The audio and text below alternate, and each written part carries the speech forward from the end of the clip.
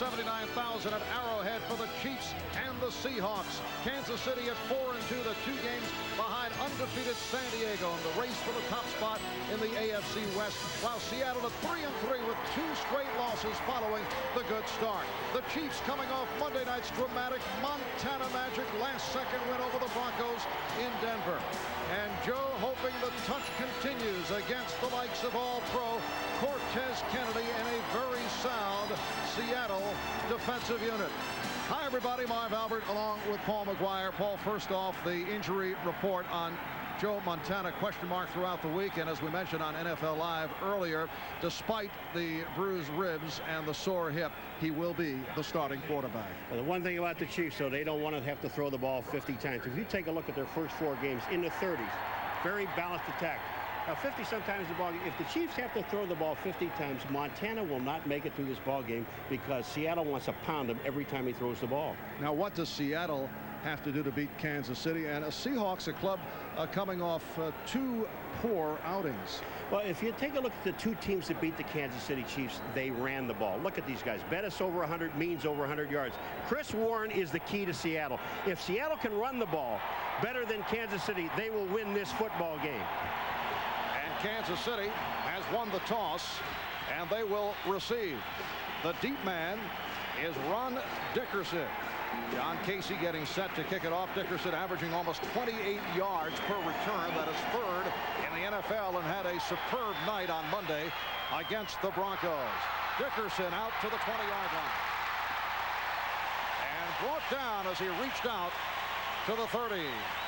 Put down by Orlando Waters. The Kansas City offensive line. Alt Zott, who had his problems, 3 holding calls in Denver on Monday night, and expects they'll be looking at him very closely. Grunhard the center, Shields and Graham on the other side of the line. The quarterback is Joe Montana, Kimball Andrews, Marcus Allen, the running backs, and the receivers Burton, Davis, and Derek Walker had a strong game on Monday. The rookie from Notre Dame, Lake Dawson, comes in as the extra receiver.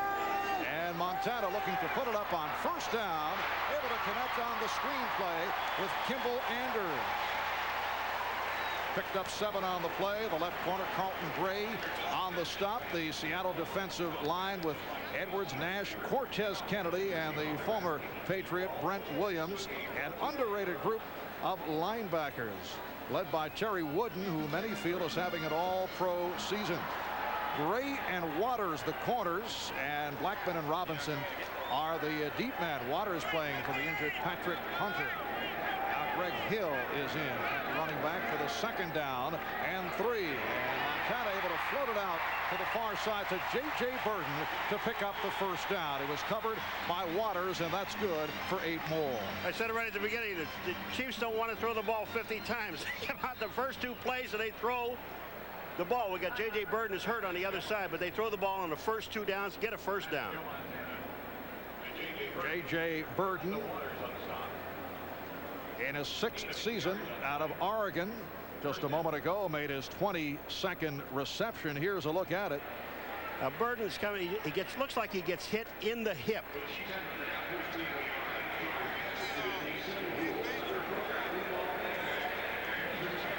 So on the 2nd play from scrimmage, the Chiefs concerned about one of their top receivers, J.J. Burton. This is a Kansas City team that has defeated New Orleans, San Francisco, Atlanta, and Denver. The 2 losses, the big surprise, shut out 16-0 by the Los Angeles Rams, and then they lost at San Diego by the count of 20-6. We're talking to them about that Ram game where they got shut out. It just the Rams just controlled the football by running the ball with Bettis, and they just didn't give the ball up. And on the other side, the Kansas City Chiefs gave the ball up 4 or 5 times in the ball game. In a departure from Marty Schottenheimer's teams of old, as you touched on during the open, the Chiefs, the 2nd best passing team in the National Football League, right behind the New England Patriots, but that running game is 20th. They average only 91 yards per game, but they come out throwing the football. Yeah, they do come out throwing the football, which is kind of strange to me because the Seattle Seahawks have only given up 3 touchdowns in the air, 4 on the ground in 6 games. And there's Tom Flores, the president, general manager, and head coach of the Seahawks. Crowd reacting as J.J. Burden is back on his feet and very gingerly headed over to the near side, the Kansas City sideline. It looked like he got hit on the hip. Now, if you take a look at these guys, like the running backs, the halfbacks at least, and the wide receivers do not wear hip pads. And that's an area where even Montana's got a sore hip because of that.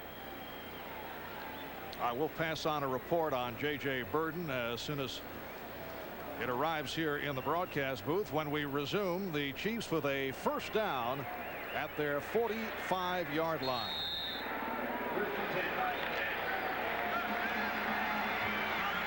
Eric Martin making his first appearance of the season for Kansas City has come on, replacing J.J. Burden. The tight end Walker in motion. Off the pick.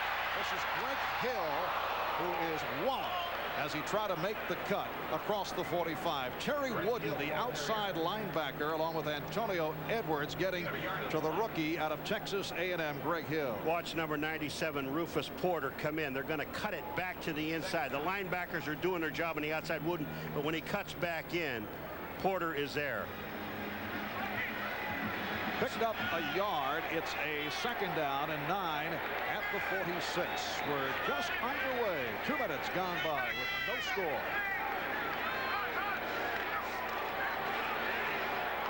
And Montana connects with the tight end, Derek Walker. Carlton Gray is there to cut him down. Derek Walker, as we mentioned earlier, and a penalty marker is down. Walker playing for the injured Keith Cash. And on Monday night in Denver, 8 catches, 98 yards in his first Kansas City start. Number 84 the offense, 5 yards. Repeat second down. See, I don't understand why you take this penalty on this play, because you'd be third down and about 6, and you give and they, I mean, look at this team. They're penalized. They're second in the league in penalties, 9.2 per game. Hit with 14 on Monday night. It sets it back to a second down and 14, and it is Marcus Allen getting the call for the first time. Short pickup met by the middle linebacker Rod Stevens. The Magnificent 7, but we're talking about the linebackers of Seattle. They are now the Magnificent 6. Yes, that the label that Cortez Kennedy has tagged them with. We had a long chat with Cortez last night, and he was saying how underrated he feels the Seattle linebackers are, but it is now down to 6 because Dwayne Pickett is a scratch because of a lower back problem. Again, the screen. Allen looking for running room and has a first down.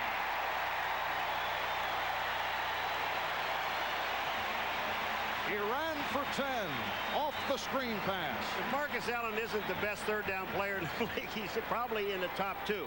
Look at this pass to the outside. The screen is set up perfectly by Montana, dropping straight back. Now watch Marcus Allen go for the first down. Here it is again. Montana just sets this up perfectly. They get to the outside, and then Runard is the center who gets in front of the play, but they pick up the first down. And a first down for the Chiefs at the Seahawk 44-yard line. Off the fake, Allen is hit back behind the line, and that a loss on the play. Rufus Porter was right there. That time it looked like they had a blitz with Porter because he was in the backfield and he almost took the handoff. He was there when Marcus got the ball. Paul Rufus, a guy who's made it back from an Achilles tendon injury suffered last year, sat out the last 7 weeks of the season. Right up here on the left-hand side, you see Porter. He's in the backfield. This was a blitz all the way. And it's a second down and 12. Montana's pass was knocked down. It was knocked down by Sam Adams.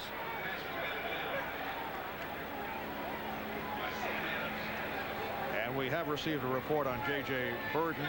Suffered a lower back contusion, and his return is questionable. Well, we just saw Sam Adams knock the ball down. He is Cortez Kennedy's rookie, according to Sam Adams. And Cortez did agree. He said, right. That's my rookie. He has him assigned. Montana off the roll on third down and 12. And it's almost intercepted. Eugene Robinson diving for the pass intended for Willie Davis. You know what's really amazing about Montana? He knows where he is at all times. He's right at the yard marker before he throws the ball. And he pulls it up and throws. Eugene Robinson is their number 41 to make the play. They're going to have to punt. And Louis Aguiar, who is having a superb year after having some difficulties last couple of years as a member of the New York Jets, leads the AFC, averaging better than 44 yards per punt. Kelvin Martin is back and calls for the fair catch outside the 15-yard line. A 31-yard punt. When we come back, the Seahawks to the offense.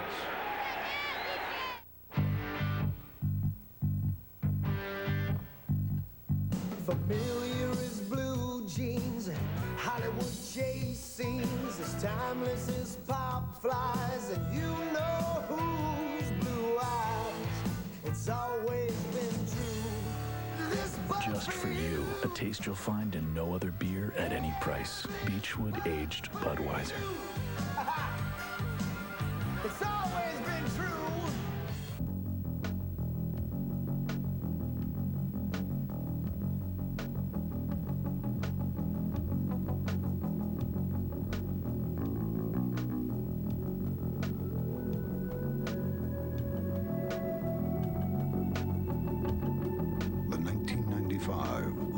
Coupe.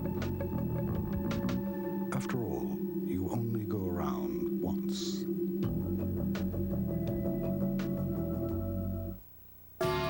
Right now at Taco Bell, order any original 59-cent taco with seasoned beef, lettuce, and cheddar cheese, and we'll supreme it for free. Which means we'll top it with sour cream and tomatoes, turning a great 59-cent taco into a supreme one by adding to it. It's for a limited time, so tell them to supreme it for free at Taco Bell.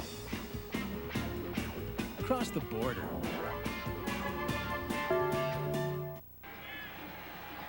Rick Meyer and the Seattle offensive unit on the field for the first time. Last year, Rick set the standard for rookie quarterbacks, but feels in this his second year, he's come on even more so. He says he is extremely comfortable, and we talked about it with Rick.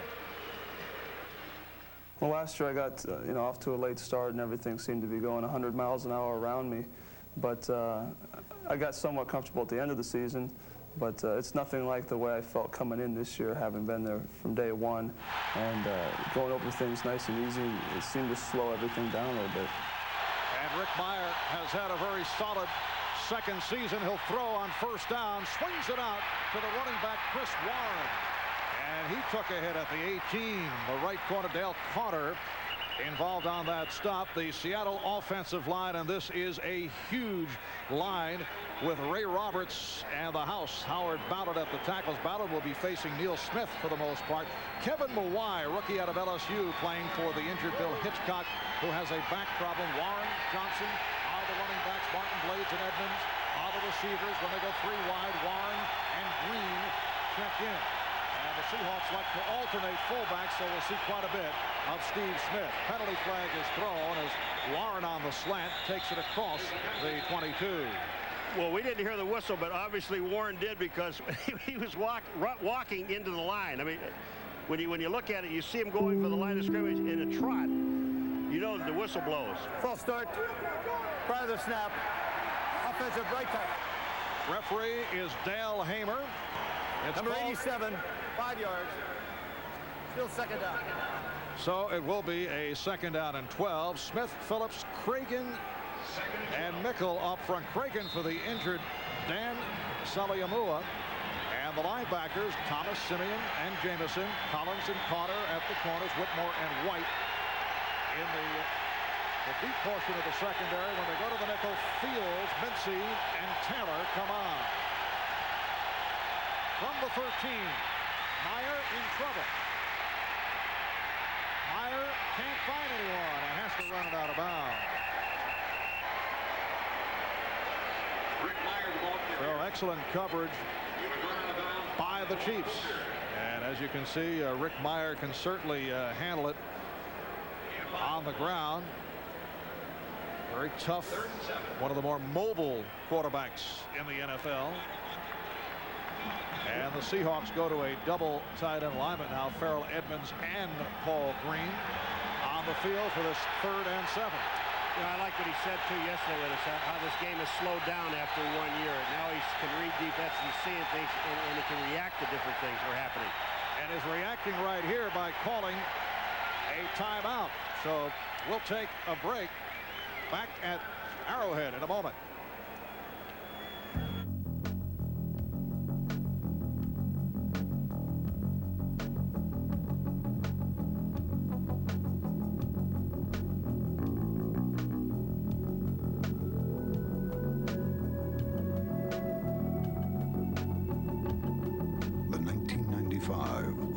Coupe. After all, you only go around once.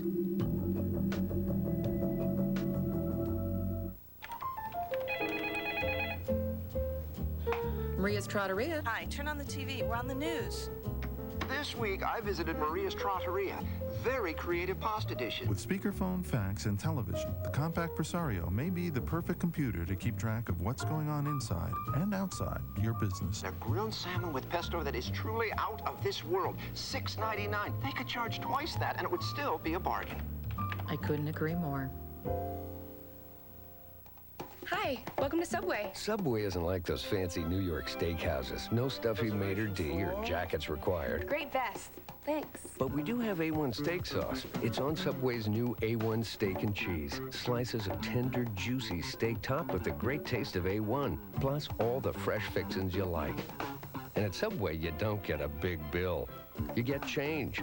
Subway's new A1 steak and cheese. Appetites are required. Jackets aren't. The NFL on NBC is brought to you by Lexus, maker of the faster and roomier 1995 LS 400. By Subway, the place where fresh is the taste. By Michelin, because so much is riding on your tires. And by Beechwood Aged Budweiser. It's always been true. This Bud's for you. Always a great scene around Arrowhead here in Kansas City. Paul, it's nice to see Derek Thomas. Obviously made all the team meetings, so he's here for the start of the game as opposed to Monday night in Denver where he was an hour late for a team meeting, and Marty Schottenheimer sat him out, as he put it, for the first hour of the game. It's a 3rd down and 7. His completion to the tight end Paul Green, but some 5 yards short of a first down. Jay Taylor up to make the hit. And so the punting unit checks in for the Seahawks. Rick Tootin, who has had a very strong season, will come on. Well, Marv, on the bottom of the screen, let me show you right here. Here, they call this the low. There's Smith and Thomas are there. And Seattle handles it very well. To the right of your screen, they handle it extremely well. Meyer just throws the ball short. And Danon Hughes lets it bounce inside the 40. And now in trouble and hauled down back at the 35-yard line. Bob Spatulski making the play following the 42-yard punt.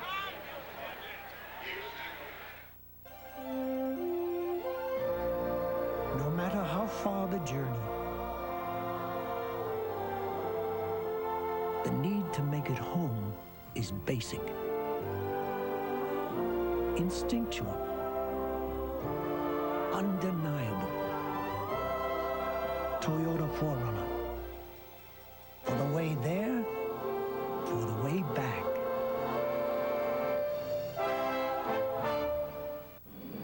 You build a razor with a precision groove to help the Norelco lift and cut system shave closer than ever before. And what do you get? The Norelco razor, our closest shave ever. Have you ever seen anything more amazing than Little Caesar's Pleasers? No. It's the new Little Caesar's Pleasers menu. Choose any 2 for $9.98. Pizza. Or 1 for $5.99. Tony Gregory, Cincinnati, Ohio, 83,000 miles. Sandy Carlton, Acworth, Georgia, 98,000 miles. Jim Bobbitt, Broomall, Pennsylvania, 110,000 miles. We can't promise you the very same mileage these Michelin owners got. But we can promise you this. the very same peace of mind. Michelin. The year is 2192, and man has been forced onto another planet. But we are not alone. What are you? What do you want? Everything here is life and death. Mom? We colonize Sunday, November 6th, Earth 2 on NBC. Kansas City's offensive coordinator, Paul Hackett, with Herman Edwards, defensive back coach on the left, running back coach Jimmy Ray on the right. Paul Hackett, a man who has brought the San Francisco 49er offensive package to the Chiefs, along with this fellow. Still took a while to get it all put together with all these other guys, though. And the Chiefs first down from their 36-yard line. And again, the pass tipped and nearly intercepted on the deflection. That's the second time the Seahawks have gotten a piece of a ball thrown by Montana. Antonio Edwards dives at this ball and almost makes the catch. That's hustle. Now, Joe Nash is in the middle. He's going to knock the ball up near. But watch 67 to the right of the screen. He almost gets the ball. Joe Nash, 72, is the man that's going to knock the ball up in the air. And there goes Edwards. Second down and 10 from the 36. And a running play for Rick Hill, who found the hole. Gets to the 44. Stopped by Carlton Gray. So Hill picked up 8 good blocks. Will Shields and Derek Graham opening things up for Hill. Well, let's only do the second time the Chiefs have the ball. And the first 3 times they rushed, they got 3 yards. Hill picked up 8 on 1. Halfway through this opening quarter in Kansas City, Marv Albert with Paul McGuire. The Chiefs and the Seahawks are scoreless. Seahawks have dropped their last 2. Last week was the bye week. It was no fun when you've lost 2 in a row. Off the fake, Montana has a first down. The tight end Derek Walker made the catch. Carlton Gray had the wraps on Walker. You know what happens on this play? They fake a toss to Marcus Allen. It freezes the linebackers. And all Derek Walker, the tight end, does is slide out into the right-hand side. Watch. Number 82 just slides out. They fake to Marcus. And here's Walker all by himself. First down. So Joe Montana has come out throwing 7 attempts the first 7 minutes. First down at midfield. Completes. The rookie Lake Dawson has another Kansas City first down. Rod Stevens, Carlton Gray combining on the tackle, and that is good for a 15-yard advance. And this is the guy that Marty Schottenheimer said has really come on this year is Lake Dawson, number 80. He just cuts into the middle. It's not a slant. It's almost like a delayed post pattern. Picks up the first down. I didn't think the Kansas City would be throwing this much, but evidently this is their game plan. Dawson, a 3rd-round draft pick from Notre Dame and a teammate of Seattle quarterback Rick Myers. First down at the 35. Here's Hill making the turn. Greg Hill, a very explosive, very quick runner. Cut off by the right corner, Orlando Waters. I'll tell you right now that the guy, Brent Williams, number 93, the right defensive end of Seattle was knocked down by Bennett, number 30, the running back, and he was really upset. I mean, he got tackled in the backfield, and the official standing right there watching it. Stay down, Luke. Second down and 5 at the Seattle 30-yard line. Rufus Porter is hurt on the other side of the field, out of bounds. And as we mentioned earlier, Rufus back from an Achilles tendon injury that suffered last season. He had to sit out the last 7 weeks of the year. 2-time Pro Bowl player as a special teams man in his 7th NFL season. Here's the play I was talking about. Now, Bennett is this guy right here, and on the outside is the defensive end. Now, watch the hold. When he comes up in here, he's going to hold number 93, Brent Williams. He's coming to the left. Now, watch this. He wraps his arms. He grabs him by the shirt. Now, look at this, and he takes him down. And 97 is Rufus Porter coming in on the pile, and it looks like he got hit by his own man in the back.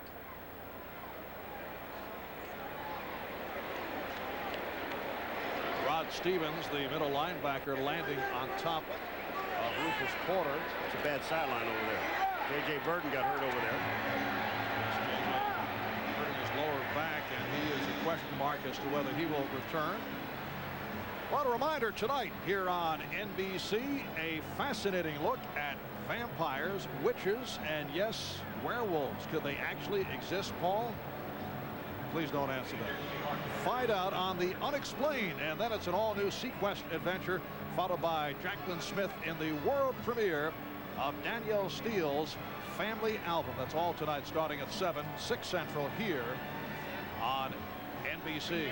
When we resume, it will be a 2nd down and 5 for Kansas City. After further looking at Rufus Porter. Took a shot from behind inadvertently from his teammate Rod Stevens. And David Brandon, former Cleveland Brown, getting set to check in. The once magnificent 7 of the linebacker corps is now down to a magnificent 5 the way things are going. Wayne Bickett is out because of a back problem. And there is the defensive coordinator of the Seahawks, former special teams coach Rusty Tillman.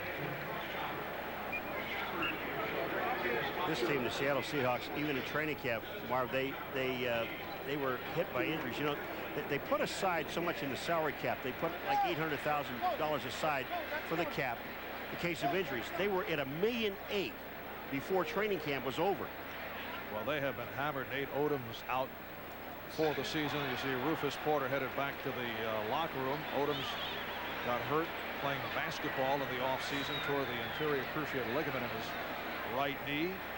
Kirby Jackson, another former Buffalo Bill, out for the year, knee injury. Mitch Farrat, another one-time Buffalo Bill neck injury, sending him to retirement. Tell Flory, stay out of Buffalo. Yes. When you're looking for players, yes. Go to Buffalo. 2nd down and 5. Marcus Allen is the lone deep back. And here's Marcus, and he is stopped short of the 1st down. Marcus Allen, following an unhappy departure from the Raiders, certainly bouncing back last year with a Pro Bowl season. In his first year with the Kansas City Chiefs, made his 8th Pro Bowl, led the AFC with 15 touchdowns. This season, though, Marty Schottenheimer able to provide a change of pace by going with the rookie Greg Hill. And that has become a nice combination. 3rd down and 2 at the 30. It's Allen slashing his way. The Seahawks indicating that Allen came up short. Bob Spitulski was able to make the hit. And they're calling for the yardsticks. They say that he doesn't make it. He had to get to the 25-yard line, and they mark it just short. But, you know, you're looking at a situation here where you may – this is like 4th down territory where you go for it here. You only have about a half a yard. And what the Kansas City Chiefs do is they bring in Ricky Ziegler, number 66, and he plays one end, and they bring in Joe Valerio, number 73, and he plays the other end. They both have to report on every single down. So it is marked 4th and about a half yard. This would be a 43-yard field goal, but the Chiefs going for it. And it's Allen with a big hole collecting the 1st down. He followed Bennett, number 30, into the hole, and the hole was there.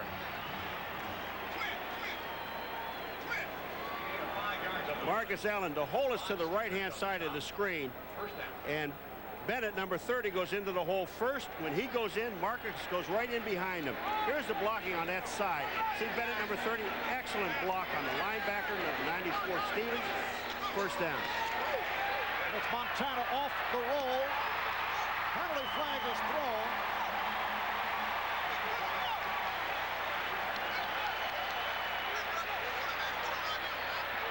Lake Dawson involved with the quarterback Carlton Gray, and the call against Dawson. It will be offensive interference. Derek Walker, number 82, the tight end, tried to get out, got strangled. Offense, number 80, 10 yards, still 1st down. All right, he's coming downfield on Gray, number 26, Dawson. Now, you're not allowed to use your hands on offense. Boy, that I'm going to tell you, that is a touchy call.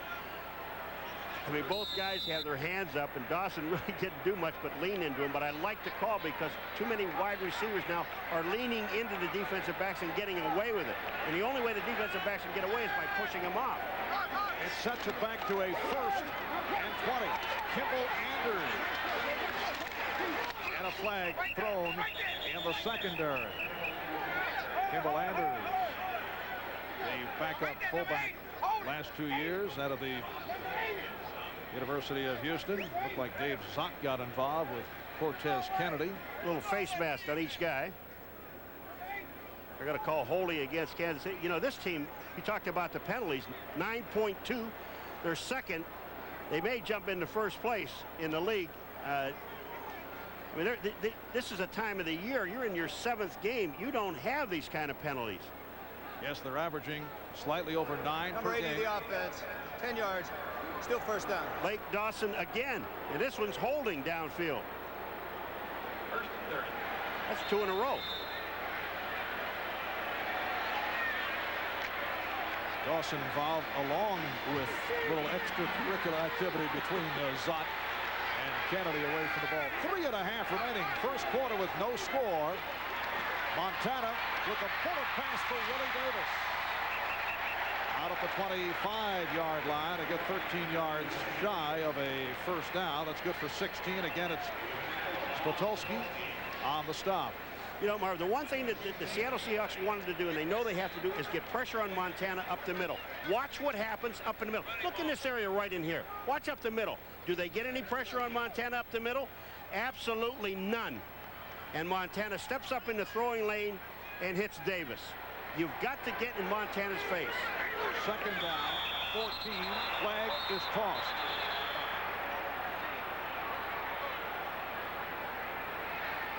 The tight end, Derek Walker, moves. Ball start. Number 82 of the offense. Prior to the snap, 5 yards, still 2nd down. I mean, you just see it. I mean, look, Marty Schottenheimer's got to be pulling his hair out. Watch this here. Here's the movement. The tight end. Once you're set, you can't move. He's coming forward. They call it. A couple of holding penalties, offensive pass interference, a holding penalty, legal motion. The 4th penalty of this 1st quarter against Kansas City. A 2nd down, 19.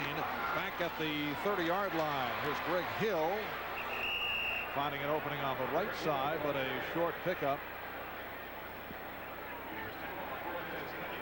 And the report on Rufus Porter of the Seahawks suffered a hip pointer, and his return is called questionable. And the Kansas City Chiefs are trying to keep that 9.2 penalties per game intact. They had 4 in the 1st quarter. Doing very well. Well, on pace. 11th play of the drive, and it's a 3rd down and 15. Montana with the pump fake, and then let's see, did he just throw it away? There was someone in the area. He could not find anyone. Well, he was looking for Marcus Allen. There was supposed to be a screen pass to Marcus Allen, and they wouldn't let him out. He got stuck in the middle, and Marcus never got out. So Montana gets outside of the pocket and then throws the ball away, which you're allowed to do. Now, as long as you throw it outside towards the line of scrimmage. Now, Lynn Elliott will come on to attempt a 43-yard field goal. Monday night, he was 1 of 2. A high snap hurt him. Danny Villa went up high with a snap. This one is good. In terms of the snap, and the kick is not good. So the Chiefs and the Seahawks remain scoreless. A champion in the world of sports and now a business winner. This profile brought to you by AT&T. Every team I've ever been on, I've been the captain, I've been in a leadership position. I want to call the shots, and owning your own company and operating your own company allowed me the opportunity to do that. The first Piston to have his number retired, Dave Bing's sales numbers for his automotive supply companies approach $100 million. It takes a lot of teamwork to take a part from concept to delivery to the customer. I like that. You never know how outside forces can affect your long-distance calling. We got the proposal. But you don't have to worry. You've got AT&T, the most reliable long-distance network. No other long-distance company guarantees your service will be back in minutes, not hours. Only AT&T guarantees it. After all, it's your business that's on the line. Ah, that went well. AT&T, for the life of your business. Some automobiles win design competitions. Some win races. The Toyota Camry Coupe has won the most coveted prize of all, the hearts of its owners. They see it as a reflection of Camry's unmatched reputation for quality, style, and refined performance. But most of all, they see it as a reflection of themselves. Introducing the redesigned Toyota Camry Coupe. After 2 days, it's all tied up. Can the USA women defeat Europe to recapture golf's prestigious Solheim Cup? The dramatic conclusion next on NBC. The snap is a little bit high, Marv, but Aguiar gets the ball down. Elliott just hooks it to the left. Watch this real quick snap, and he pulls the ball to his left. Hit a 9-iron like that a lot. Under the new rules, the ball is placed at the point of the kick at the 34-yard line. And Seattle has the ball for the second time this afternoon. Kelvin Martin on the catch. Kelvin Martin in his 8th year out of Boston College, one-time Dallas Cowboy. He was covered by the right corner, Dale Carter.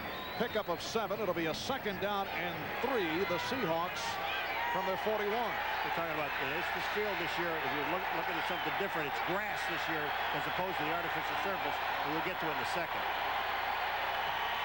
And it's Warren running for the first down and more out to midfield. Well, they go right over on the house and right at Neil Smith. Now, Neil Smith is playing basically with one hand. His right hand has a cast on it. Here's the house, 75 on 90. Grabs him, hooks him to the outside. The hole is there. First down. Chris Warren going for 9 on the play. Chris Warren averaging about 4 yards per carry and appears to be headed for another 1,000-yard season. Problem with the snap, but you see the flags being thrown. We're talking about this is a grass field now, and they were worried about Derek Thomas. How would he do? Does he lose some speed? His first game he had 3 sacks, so they said the field's fine. Everything. But one thing that Derek Thomas told us yesterday about false this field. starts. Many members of the offensive line. Many members. I like that. Let's give them all some. But what he said about this, it takes away some of the sound. So when the crowd of 79,000 are screaming, they're not as loud on a grass field than they are on an artificial surface because it bounces off of it. First down and 15.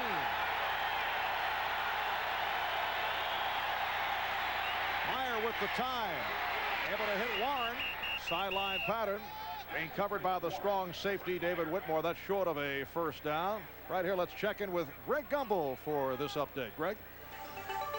All right, Marv, at Giants Stadium, young quarterback Dave Brown under some pressure this week, having a pretty good first quarter so far. This 44-yarder to Chris Callaway set up a 19-yard field goal by David Treadwell. Closing minutes of the first quarter, Giants are on top of the Steelers. 3-0, Marv. Greg, as Dave Brown facing the pressure, actually the pressure put on him by the head coach Dan Reeves, who has not been satisfied with his play. Here's Warren inside the 45. Again, Whitmore makes the stop, and this first quarter is running down. 10 seconds to go. It'll be a third down, 3rd and 3 when we come back for the second quarter. So after 1 at Arrowhead in Kansas City, the Chiefs and the Seahawks are scoreless.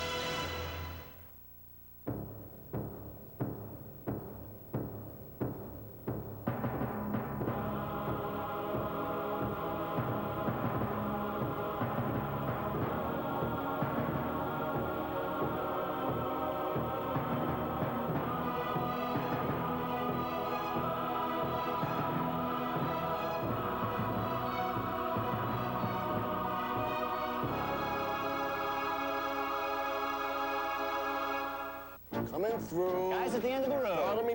Today's game is sponsored by McDonald's $2 conversion. Convert $2 into 2 hot, fresh egg McMuffins or 2 towering, tempting Big Macs, but only for a limited time, so hurry. Coming back through. Big Mac backtrack. Wait with the baby. Watch out. If you don't replace your air and oil filters regularly, you might as well drive your car off a cliff, because dirt can really mess up an engine. Fram Extra Life air filters and Fram Extra Guard oil filters keep out dirt best to protect your engine. Fram, America's #1 premium brand.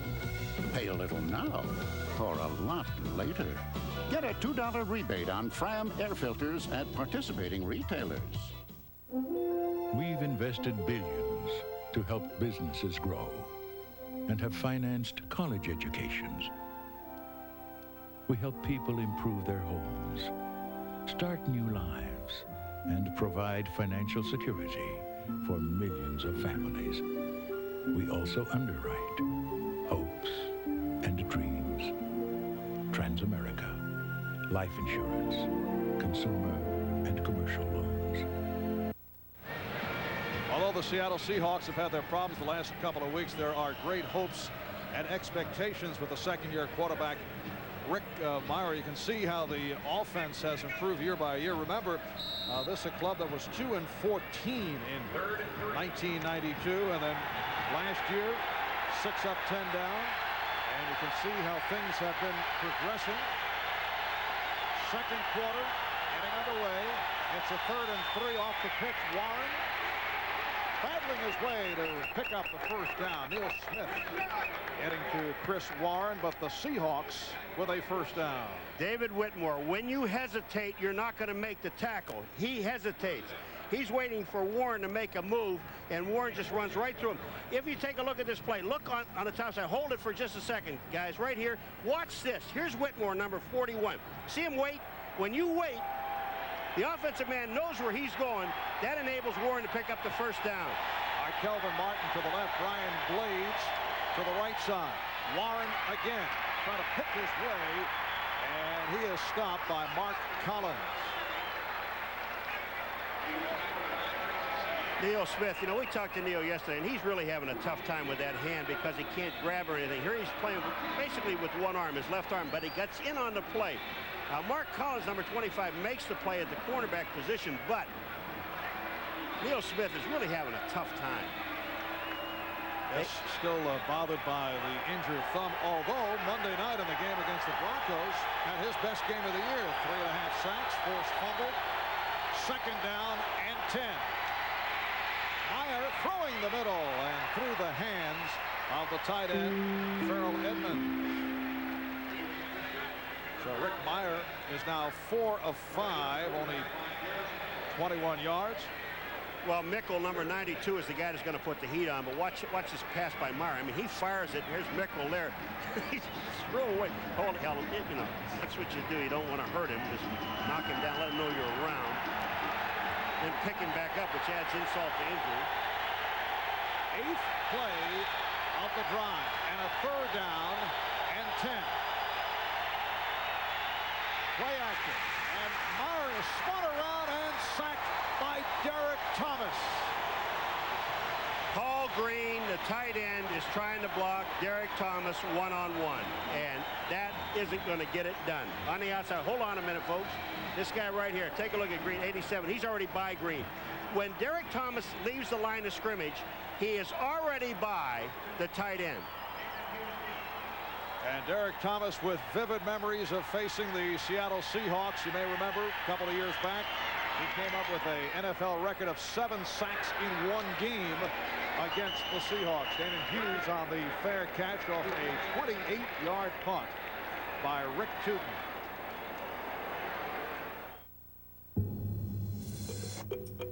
Since 1984, I've bought 13 minivans from the Chrysler Corporation. My Plymouth Voyager has 186,000 miles on it. I just bought a Dodge Caravan to keep it company. I traded a Jeep Cherokee with 292,000 miles for a new Grand Cherokee. Both are the finest. I put all my trust in Dodge vehicles and wouldn't buy anything else. For the past 11 years, we've only owned Chrysler vehicles. The Eagle Vision is my first American car in 15 years. The performance is exceptional. I had a Nissan Maxima. My Concorde is a superior vehicle.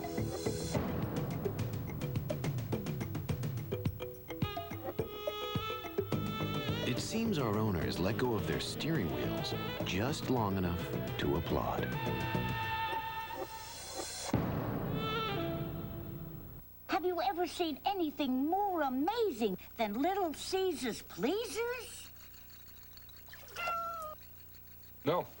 It's the new Little Caesar's Pleasers menu. Choose any two for $9.98. Pizza. Or one for $5.99. So, Ellen emails Peter that Cove of Aphrodite Part 2 is ready. Peter says Part 1 sold 810 copies. He'll have to think about it. Then Reggie emails Peter that Nicole St. Germain's agent will be in Friday.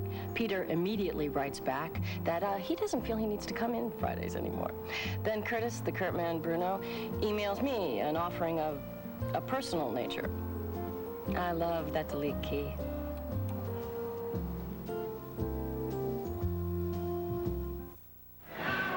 All right, I want you to watch him. I'll tell you why he hasn't beat. Watch this leg here, and then watch this guy. Watch his movement, and keep your eye on this leg. See, he's already by him. Green has no chance.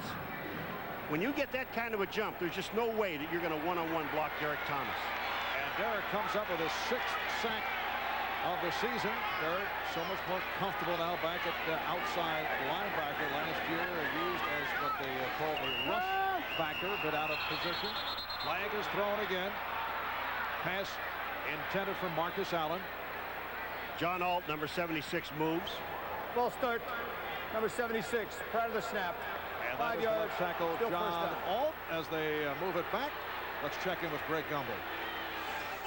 All right, Marv, in Cleveland, the Bengals looking for their first win of the season. The Lewis Oliver interception led to this. Klingler to Tim McGee, 11 yards. The 10-3 lead for the Bengals matches their largest of the season. They're in the second quarter now, Marv. All right, Greg, a minute 45 gone by in the second quarter here in Kansas City with no score and a 1st and 15. Marcus Allen. And again, it's Bob Spitolski. He has been very active in the first half, making the stop. Antonio Edwards makes a play, 2-6-7. Watch Cortez Kennedy, number 96. You think he's a force? He is a force. He's splitting the defensive line. There's Cortez. They had 2 guys on Cortez. Antonio Edwards, 6-7, gets a piece, but Cortez takes 2. And that's standard procedure. He is usually double and triple team. The 2nd down and 14. Montana can't find anyone. Beautiful diving catch made for the 1st down by Eric Martin. Eric Martin, seeing his first action of the season, comes up with a 2nd catch of the day. Just watch 85. Watch him work himself back to Montana. He sees him in trouble. Now he gets to an open spot. Look where the ball's thrown. To the outside. Martin's the only one that can catch it.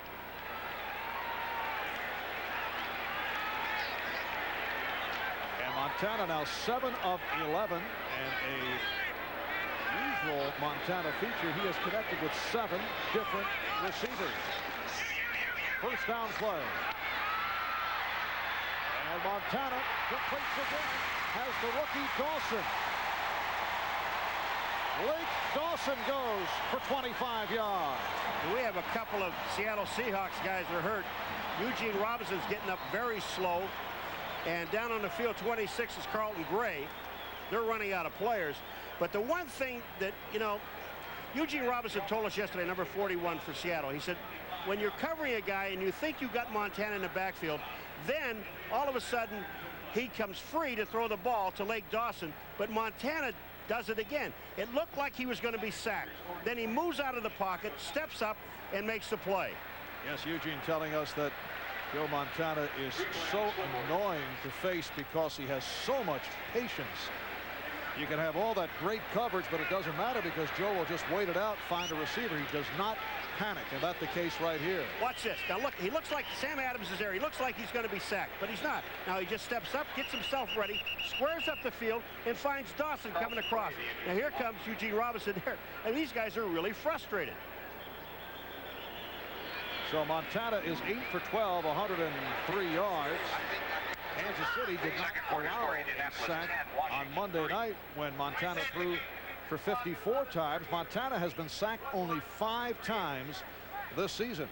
There's no time on the scoreboard, and we know it's not the half. So the officials are looking up and saying, all these zeros, that's it. Let's take a break.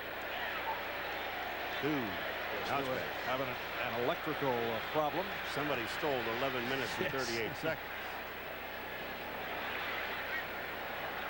11:38 remaining in the second quarter here at Arrowhead Stadium. Kansas City, capacity crowd, 79,000 on hand on a beautiful 62-degree day. Kansas City. Ricky Sigler has come on at right tackle for Derek Graham, who started the game and have replaced Sigler as the starter the last couple of weeks. First down play. Montana again over the middle and again completes the tight end Derek Walker. Down to the 31 for another first down, and that's good for a 14-yard gain. Marv, what you look at is where he throws the ball, he being Montana. Watch where he throws the ball to Walker. There's no chance to make the play. You see this ball is thrown to the outside. There's just no chance. Blackman is coming up to make the play as a safety, but the ball is thrown to his other side. He can't get there. The only one that can get there is the tight end. The Chiefs first down at the 31. Seattle and Kansas City are scoreless, and you can see once again they are having problems with the scoreboard. They will be keeping the time on the field. 10:58. Now they got 11:09. Clocks are back. Whoever stole them brought them back.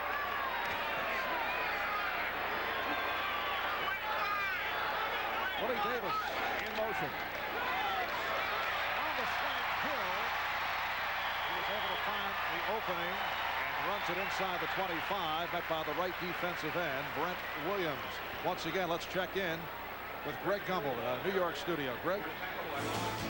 All right, Marv, at the Meadowlands, the Giants with a chance to put more points on the board. On the quarterback draw, Dave Brown will reach the goal line, is clearly down before he fumbles, but the officials didn't see it that way. The ball goes to the Steelers. They go the other way. It's still a 3-0 Giants lead in the second quarter. Marv?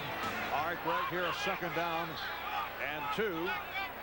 And Montana calls for time.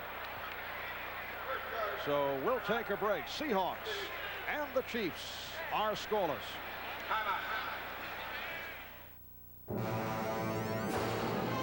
Oh, hi. Elvira here, finding great horror movies for the Coors Light Flick or Treat giveaway.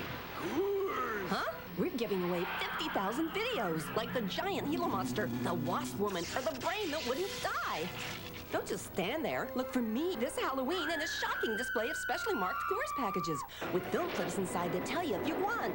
The Coors Light Flick or Treat giveaway. It'll be a scream. With its Chrysler Infiniti 11-speaker sound system and sumptuous leather-trimmed interior, the Chrysler LHS strongly suggests Fortune 500. However, with its 3.5-liter 214-horsepower engine, you wouldn't rule out Indianapolis 500. Chrysler LHS, an exhilarating expression of form following function. My mission was to clean the garage. I had to go in quietly, not because of the enemy, but because my family just couldn't stand the noise. So I armed myself with the new quiet superpower from ShopVac. It's the quietest ShopVac yet. Nails, wood chips, glass, water. ShopVac's power wiped them out. Mission complete. I prepared for my next assignment. Diaper change. Be as quiet as you can be with ShopVac's QSP. The NFL on NBC is brought to you by Chrysler Plymouth and your local Chrysler Plymouth dealers. By Liberty Mutual. At Liberty Mutual, we're facing the issues that face our customers. By Little Caesars Pizza, where you always get 2 great pizzas for one low price. And by your gas industry. Clean, economical, natural gas. Think what you'll save. About 5 minutes gone by in the second quarter. We say about because they have had electrical problems with the scoreboard and the official time being kept on the field. There's Rufus Porter, who went out last series with a hip pointer, but back in there, so giving it a shot. It is a second down and 2 for the Chiefs down at the 23-yard line in Seahawk territory. And the give to Allen. And has a first down. You know, you would think that here he is, the only guy in the backfield. You know that he's going to get the ball. But the blocking is so good for him up front that he gets the first down. It is a first down at the 19-yard line. Now, Kimball Anders and Marcus Allen are in the backfield. Blake Dawson is flanked to the right side, and Willie Davis to the left. Play action. Montana to the flat. He has Anders. And Anders runs it out at the marker, covered by the outside linebacker, Terry Wooden. Well, you know, this is tough coverage for the linebacker. The linebacker is on the fullback. And Kimball Anders comes out of the backfield. You run a play action. That holds the linebackers momentarily. But when you do that, look at Wooden, number 90. He cannot get to Kimball Anders. They pick up almost 9 yards on the play. It's a second down and 1. Mel Bennett has come on for Kimball Anders. And Allen getting the call. Stopped by Cortez Kennedy. And let's see where they spot it. Marcus Allen, he is a north-south runner. Watch Marcus Allen. He goes to the hole. Cortez Kennedy in the backfield. Every time you talk to the Kansas City Chiefs, you talk about Cortez Kennedy. The first thing that comes out of everybody's mouth on offense is he's a force. And he is a force. And he was able to force Marcus Allen away from the marker, the short of the first down. 9th play of the drive, and now the acceleration by Allen. This time Marcus tried the left side. And it is a first down for the Chiefs. Rod Stevens, 94, dives over the pile and gets a piece of Marcus Allen. But Cortez Kennedy is on the bottom. 94 is right here on the right-hand side of your screen. Now watch him. He goes right for Marcus Allen. Over the top, right there. Bang. Cortez is on the bottom. And a first and goal at the 9-yard line. Blake Dawson is now flanked to the right side. Montana again to the flat. Kimball Anders. It is a touchdown. Just able to work his way in. You got the same play on the outside. They just ran it 2 plays ago or 3 plays ago to Kimball Anders, and you're having the linebacker, who is Terry Wooden, trying to cover him, and it's just tough duty because the linebacker's already caught inside. If you see where the, let me just show you something. Here on the outside, the linebacker is caught to the inside, and once he's caught inside, Anders is already running outside. It's just hard to make that call. And the point after by Lynn Elliott. So Kimball Anders with his first touchdown of the season. Chiefs take the lead. With 132 frisky horses under its hood, the 4-door Plymouth Neon is one pretty fast car. In fact, it's so fast, it just blew 2 of its own doors off. Say hello to the brand spanking new Plymouth Neon Sport Coupe. Performance suspension, ABS, and a cool new look.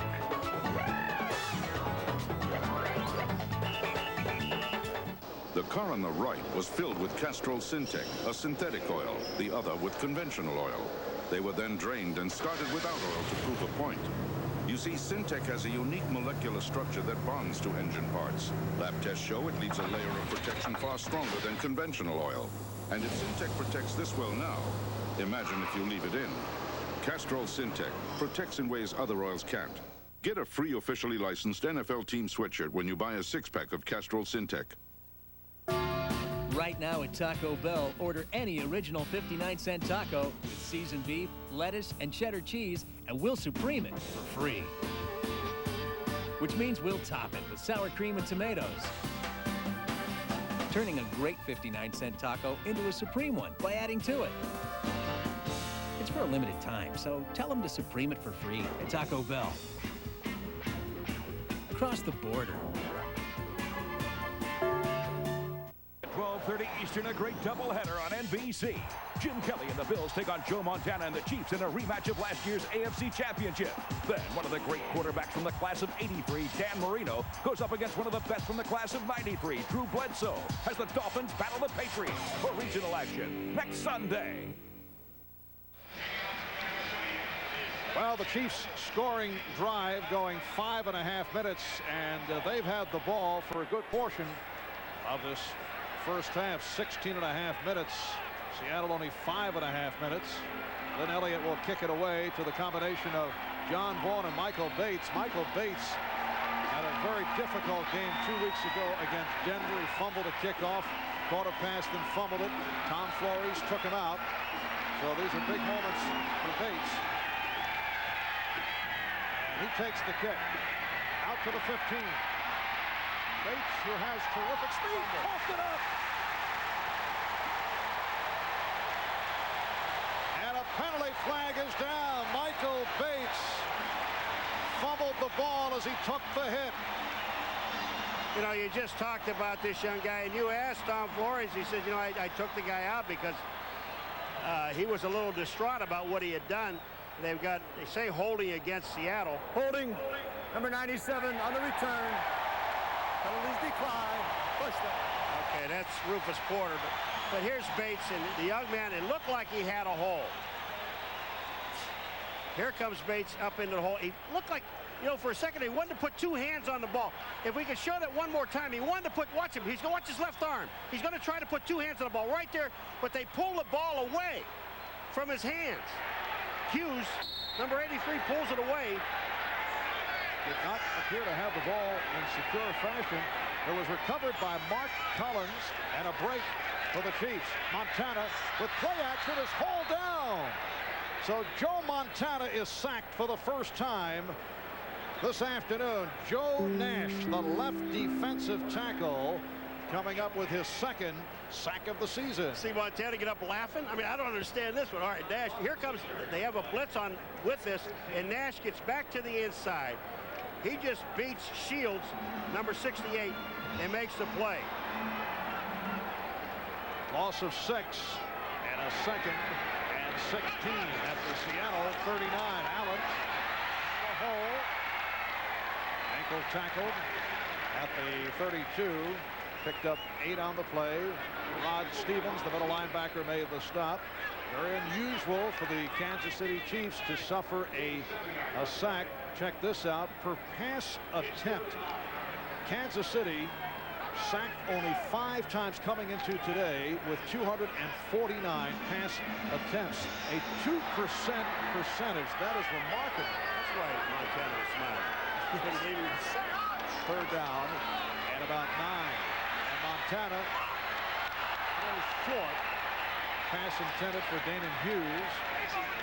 Boy, he had Cortez Kennedy right in his face. He had to get the ball away before he wanted to. The force. Cortez Kennedy. Here he comes. He forces Montana. Montana throws and ducks. This will be almost a 50-yard field goal. They say officially 49. Lynn Elliott missed from 44 earlier. And we saw the snapper, Danny Villa, had a problem with his hand on the sideline. Snap again. And the kick by Elliott is good. Long-range field goal. Something we have seen very little of this year in the NFL. It's good from 49. This is great. Don't you get it? We're dead. We don't get it there by 11. We're shut out. Game is over. Dave, just tell him to send over a copy. Don't panic. There's no copy. We didn't have time. We're dead. That's what I said. We're dead. I just said we're dead. At Compaq, we realize you never know when you're going to need information or where. So we created Aero, a powerful computer so small and lightweight you'll never be tempted to leave it behind. See? No reason to panic. I'm buying lunch. Lunch? You mean dinner? Every company has an Edwina, the planner, the organizer, the one who tracks your packages. Only today, she's out sick, and you have to track them yourself. Luckily, she uses UPS. Just pop in our tracking software and you'll know when your package was delivered and who signed for it in seconds. Now, if only you could use it to find the bathroom key. The water on the left is being heated by electricity. On the right, by gas. For the cost of heating this much water with electricity, we'd like to show you how much more you can get with gas. And if your neighborhood doesn't have natural gas, you can still heat for less than electricity with propane gas. So no matter where you live, why settle for the water on the left when gas gives you all that hot water on the right? Gas, America's best energy value. Today on NFL Live. If a quarterback blatantly changes a play that a coach sent in, now hey, that's mutiny. I think it's very important for the quarterback at some point, though, to realize the coach is in charge and he's got to back off. I think Haas went too far with the argument. NFL Live, next Sunday, 12:30 Eastern. And coming up, the Domino's Pizza NFL Live halftime report, all the news, scores, and highlights of today's action around the league, plus Ahmad Rashad and a chat with Marcus Allen. You are looking at Michael Bates, Olympic bronze medalist in the 200 meters. The kickoff to Bates a moment ago was fumbled, giving the ball to the Chiefs. That resulted in a field goal, and he had 2 fumbles last week. This time, and I think that Michael Bates is thankful. Does not have to run it out. And I think the coaching staff, the Seattle's also thankful. You know, the Seattle's only had the ball 11 plays. Kansas City 35 plays. And Lynn Elliott's kickoffs have been exceptional this season. It is an unforgettable journey when the Sequest crew travels 200 years into the future and finds giant robots in control. That's Sequest tonight at 8, 7 Central here on NBC. Kansas City has owned the football in this first half. 6:21 remaining. And the Chiefs leading the Seahawks 10-0. Rick Myers starting out, 1st and 10 from the 20. Here's Warren as they try to establish a running game. Brings to the 25, stopped by the middle linebacker Tracy Simeon. And once again, let's check in with Greg Gumbel. Greg? All right, Marv, at Cleveland, the Browns have pulled even with the Bengals. Vinny Testaverde, the short one. Leroy Horde out of the backfield will take it 11 yards for the score. With the extra point, the Browns and the Bengals are all tied up in the second quarter at 10-10. Marv? Thank you, Greg. Just under 6 minutes now left in the first half. And a second down and 4 at the 26-yard line. They ran Steve Smith off the field, and the officials called timeout. Just a second.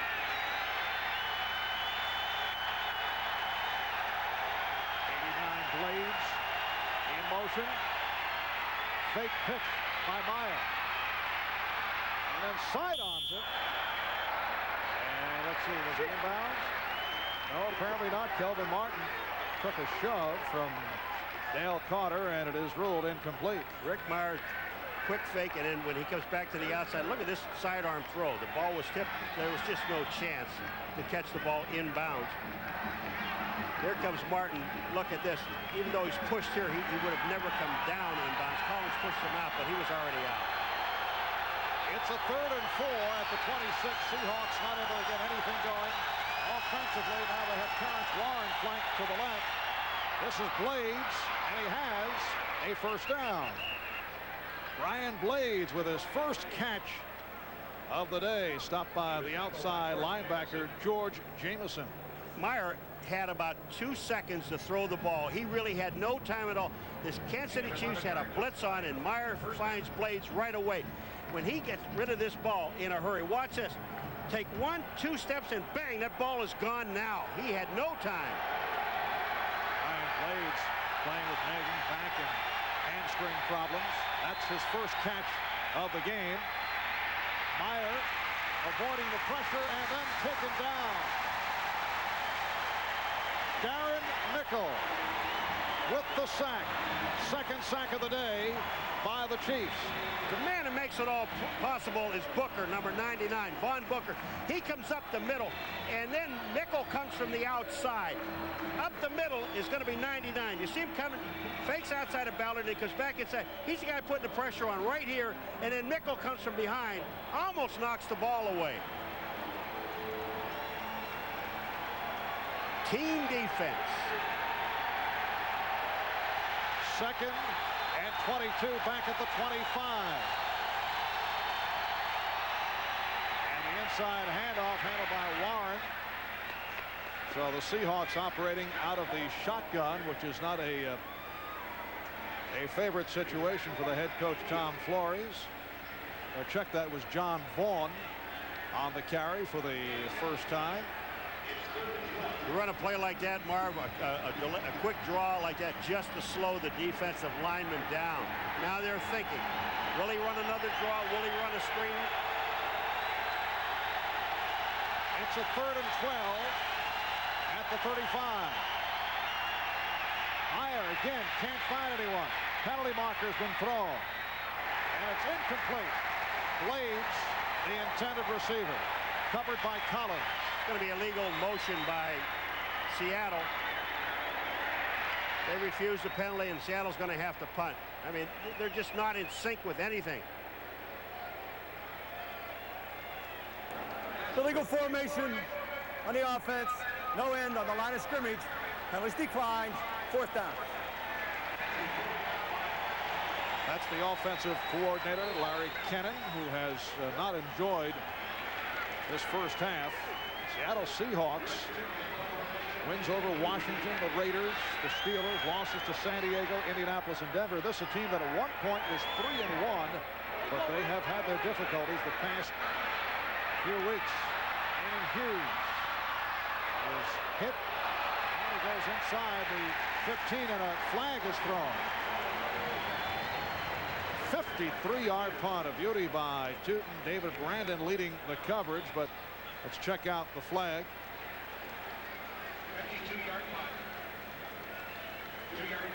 Late hit. Personal foul. Number 22 of the kicking team, leading with the head. 15 yards. 1st down. John Vaughn. Number 86, Rob Thomas, gets down there and makes an excellent play underneath. And watch number 22. What is this? It's like diving in the air. I mean, that's stupid. On the right or left-hand side, right-hand side of the screen, you see him just bury his head. You can't. First of all, even if the guy was straight up, you can't hit him with your head. So the Chiefs start out at their 30-yard line with 3:35 remaining. First Kansas City leading 10-0. Greg Hill doing some dancing. Stopped by Rod Stevens. Marty Schottenheimer says he's trying to get Greg Hill to relax. He says he's a bit too emotional, overreacting to each play. But this is a young man, a first-round draft pick out of Texas A&M, who looks to be a future star. He really does, and we're waiting for Sam Adams to get in the game to play alongside him. He said when he was at Texas A&M, they weren't allowed to hit Hill. He said, I'd like to hit him once. Yes. Teammates at Texas A&M and both first-round draft picks. Billy Glenn, the Jets also picked on the first round as Hill runs to the 38. Stopped by Rufus Porter. Just some nice blocking on the right-hand side. Shields, Grunhart, and here comes Hill. A little quick draw to the outside. Porter makes the tackle. It'll be 3rd and about 2. Well, let's just say Aaron Glenn. Jets also a teammate of Texas A&M of Sam Adams and Greg Hill. Putting pressure on him. And here's Hill, and he has a first down. The strong safety, Robert Blackman, getting credit for the tackle. So Hill has run 8 times for 38 yards. We are approaching 2 minutes to go in this first half. So the 2-minute warning. We'll take a break. Kansas City 10, Seattle nothing.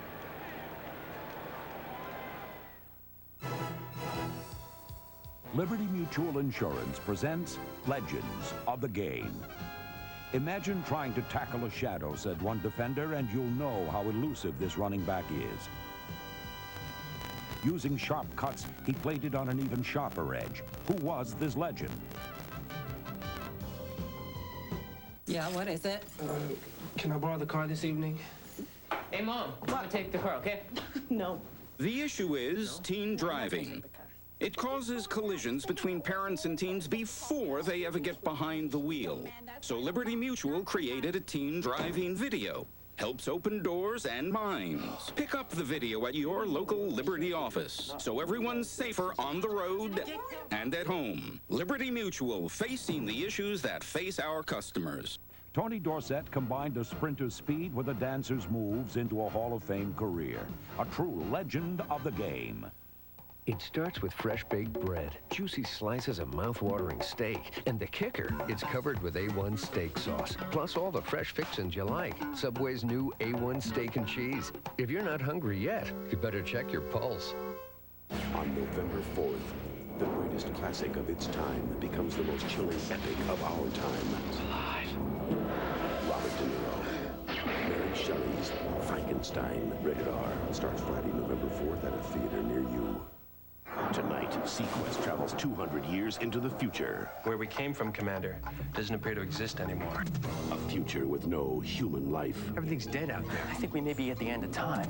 Robots rule the world, run by a supercomputer. Journey into the unknown, an all-new Sequest, NBC tonight.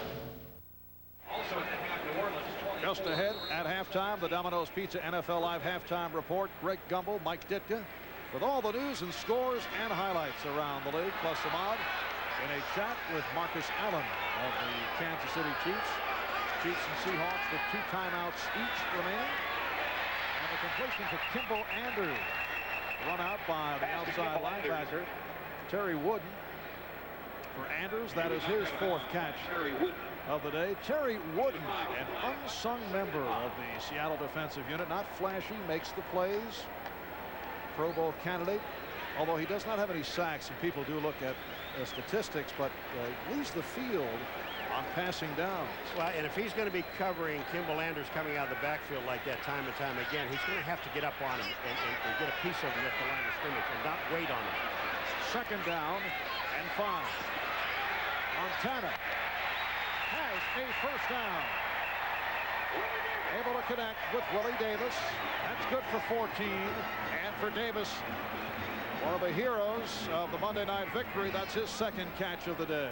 Davis goes down. This is just a comeback. You go beyond the line of scrimmage. You're down to the 40, and he comes back into the play. Gray, number 26, is there. But Montana puts it on the outside. Can't get to it. And a 1st down at the Seattle 37-yard line. The screen developing for Allen. And he's able to stiff on his way to the 31. Run out by the free safety, Eugene Robinson. Rufus Porter, you know, he gets hit twice. He gets knocked down, then he gets back up again. 97 right out here. Watch what happens to this guy. He comes out. He comes up. Runner knocks him down. Now he gets back up. Watch this. And he gets knocked down again. If you're going to get knocked down twice, stay down the first time. A minute 19 remaining in the half. Chiefs do have 2 timeouts left. 2nd down and 3 at the 31-yard line. Allen with the big hole. Nice spin by Marcus Allen, and he has a 1st down. There is absolutely no hesitation in Marcus Allen, Marv. He just goes to the hole, and he is convinced that that hole is going to be there. They're in the hurry-up mode. 14th 1st down for the Chiefs. Seahawks with only 3. That's the way it's gone in this 1st half, and Allen not able to hold on. Allen that time was looking to run before he got the ball. The ball hits him right in the hands and then hit him in the mouth, I think. But the ball goes through. But as soon as the ball is coming in, he knows that Rufus Porter, number 97, is behind him. And he just turned his head to look the other way. Hurt again. Well, he's had a very tough 1st half. Suffered a hip pointer earlier. Able to come back. 9th play of the drive coming up. Timeout taken. We'll be back in a moment. Then you flip the hat. You're late, and you got the wrong hat. Sit in the corner. Ooh, no respect at all. Then you raise the hat. Hey, this thing's still alive. Wrong hat. Then you slam the hat. Then you spin the hat. Oh, I need landing instructions. Wrong hat. Then you smooth the hat. Take it easy, will you? I think I'm having a hat attack. You need the right hat. Insurance fire hat. Now I'll get some respect.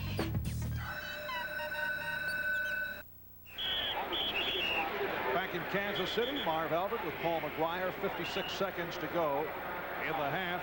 And Rufus Porter trying to walk it off, replaced by Bob Spitulski. It's a 10-0 Kansas City lead. And the Chiefs trying to drive for another score. They have a second down and 10 at the 22-yard line. Kansas City with 229 total yards. Seattle with only 50. It has been domination by the Chiefs in this first half. Seattle with 6 defensive backs in the game.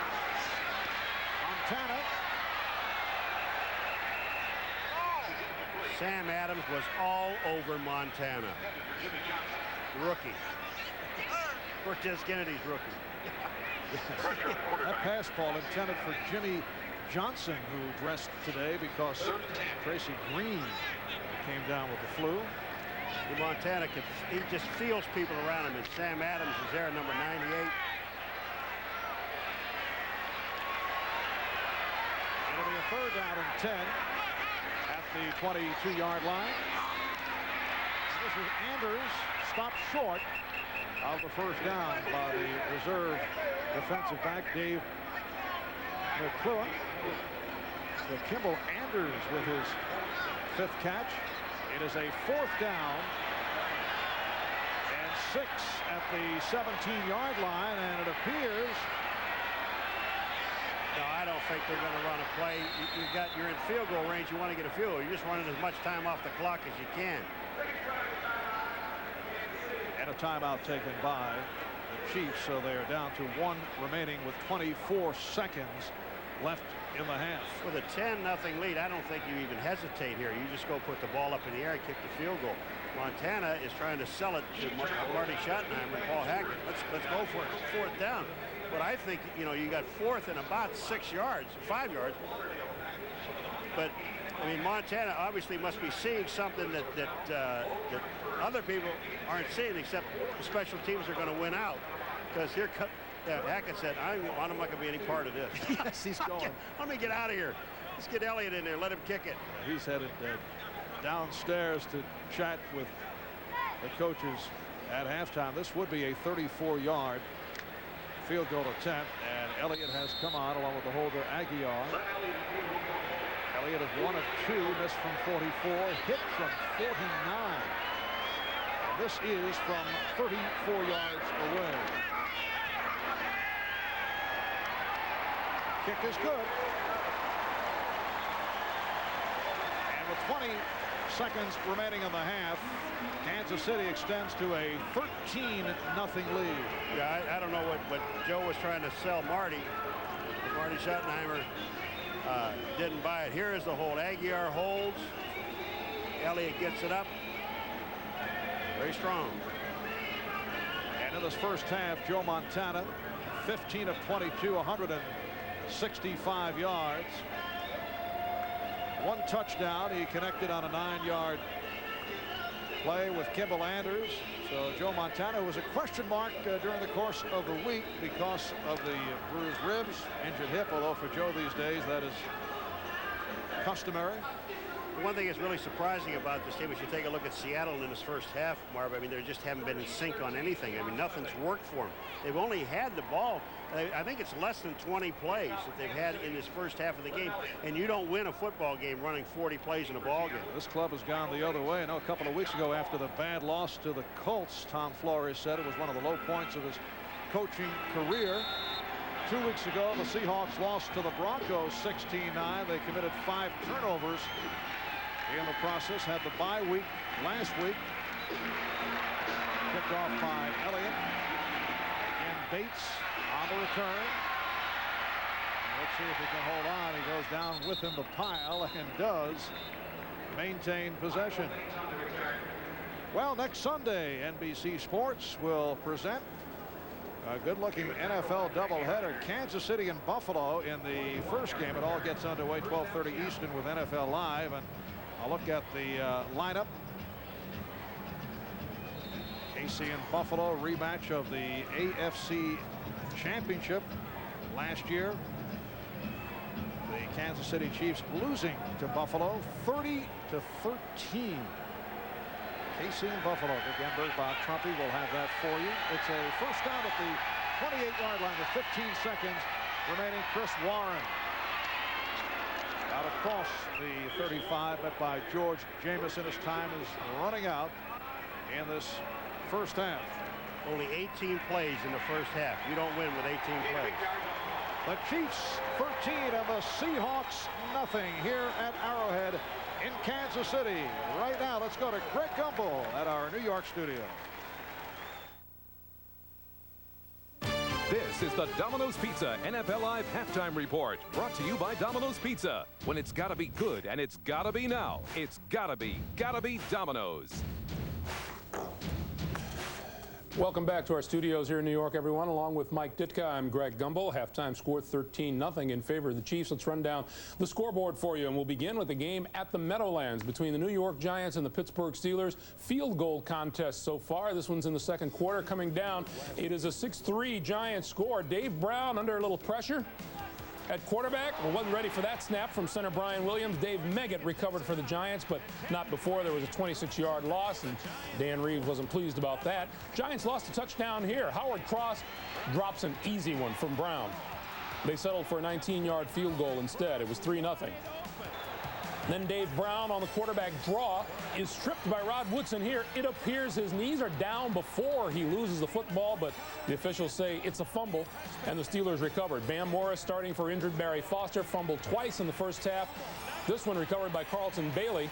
Both fumbles led the Giants field goals, and as they approach halftime, it is a 3-0 lead in favor of the New York Giants. In Kansas City, the game that you are watching, the Chiefs are leading the Seahawks by a score of 13-0 at halftime, and Chiefs losing starting wide receiver J.J. Burden on the second play of the game with a lower back contusion. Montana to Kimball Anders out of the backfield here.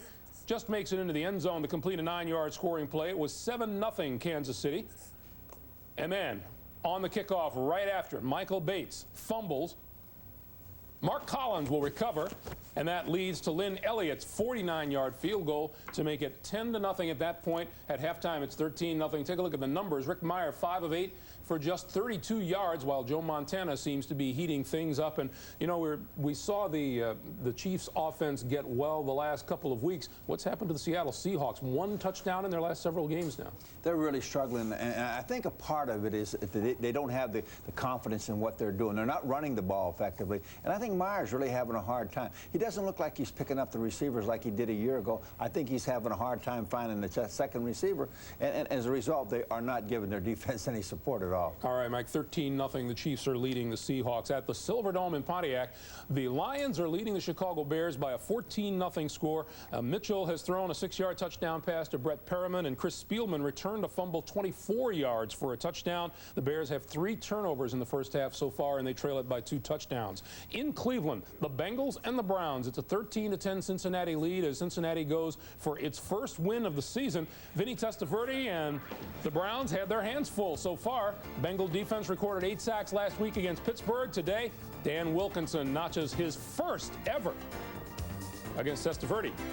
3-3 tie in the first after a Lewis Oliver interception. David Klingler to Tim McGee for an 11-yard touchdown. It was 10-3 Bengals. But back came the Browns. Vinny Testaverde to Leroy Horde on the screen, who bulls his way into the end zone from 11 yards out.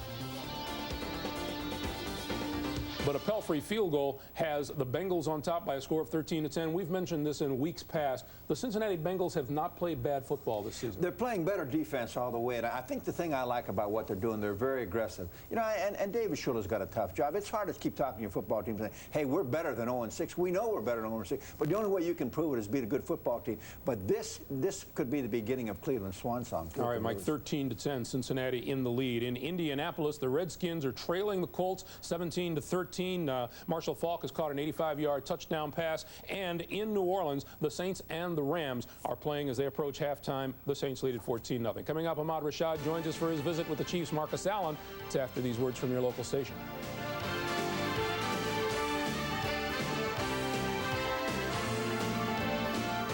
The year 2192. The Earth is dying. The mission: go beyond the galaxy and find a new home. We're on the other side of the stars. A place for hopes. A place for dreams. A place, oh Lord, where we are the aliens. We didn't come this far to stop now. It's not about friendship. Mom? It's about survival. 22 light years for this. I haven't given up yet, and I know you haven't either.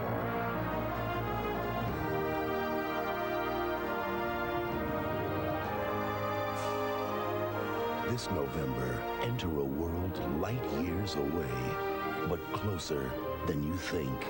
Earth 2, Recolonized, 2 weeks from tonight on NBC.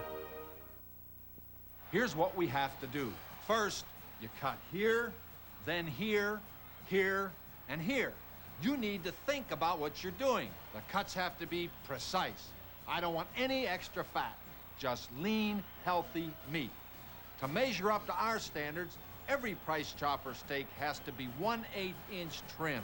Do you understand? Yes, sir! Well, then go get them. 1/8 inch trim meats from Price Chopper, the food pros. We're at the Chrysler test track, along with off-duty police officer Kirk Harris, to test drive the performance of the 3.5-liter 24-valve Eagle Vision. You think he can handle all that power, officer? We're trained to go fast. Well, you have a nice day, then. That was great. Those 214 horses really moved. What'd you get the speedometer up to there? You know, I don't know. I wasn't paying much attention. Hell, I was. I'm gonna need you to step out of the car, sir. Let's go. Test drive a Vision at your Jeep and Eagle dealer, or call them. KSHB 41. We're NBC. This is the Domino's Pizza NFL Live Halftime Report, brought to you by Domino's Pizza. When it's gotta be good and it's gotta be now, it's gotta be Domino's. Welcome back to the Domino's Pizza NFL Live Halftime Report. Those of you watching the Seahawks and Chiefs, no doubt, are aware of Marcus Allen's all-around skills. 4th on the all-time touchdown list. Allen came to the Chiefs after a brilliant career with the Raiders, and he's joined Joe Montana with the idea of bringing a Super Bowl champion to Kansas City. 1st and 10 Chiefs from their own 41-yard line. Lead play, Marcus Allen trying to hang on to the football and goes down with a loss of 2 at the 39. And now they're going to say the ball's loose and Denver's got the ball. Marcus Allen fumbles the football.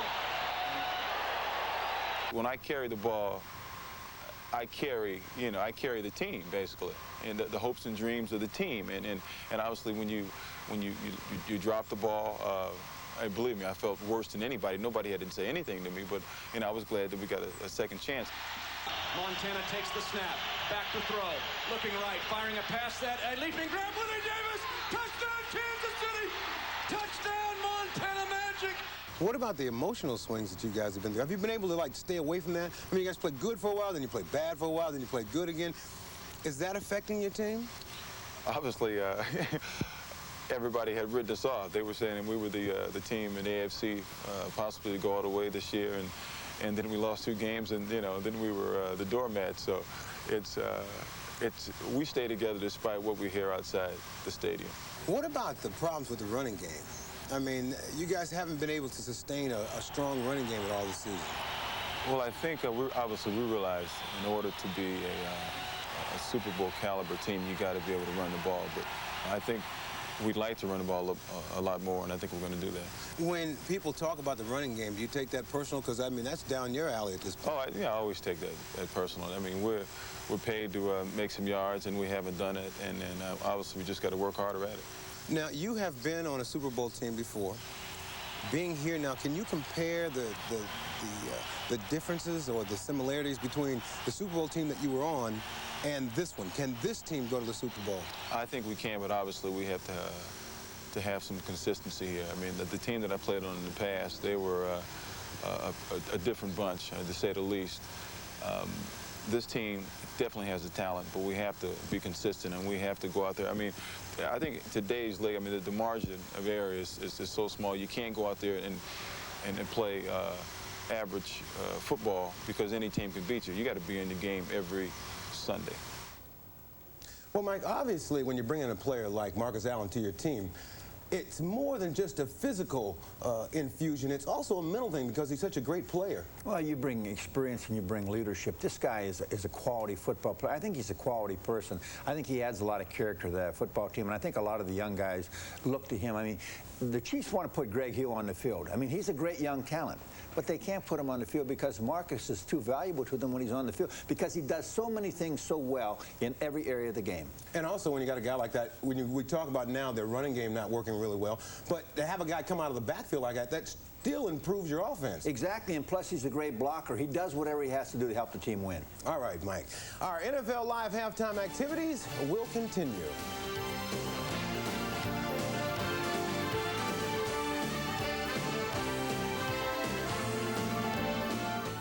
Tonight, witches, werewolves, vampires. Could they be real? Find out inside the unexplained at 7, 6 Central NBC tonight. NBC Tuesday starts with an exciting Wings. Okay. Then a special hour of Frasier starts a half hour earlier. And Dad hates his new fancy chair. I just need a comfortable place to park my fanny. How about Florida? I heard that. Then John's girlfriend surprises him at work. Great dress. Only Larroquette, NBC Tuesday. This is Ford Taurus, the best-selling car in America. And this is the best offer of the year on Taurus. Now get super low 2.9% financing for up to 48 months or a $500 cash bonus when you buy or lease any new Taurus. Make no mistake, these are the absolute lowest finance terms of the year. This is Ford Taurus with 2.9 financing or a $500 cash bonus. And this is the time to buy or lease. But hurry, this offer ends soon. Better get to your Ford dealer before this is gone.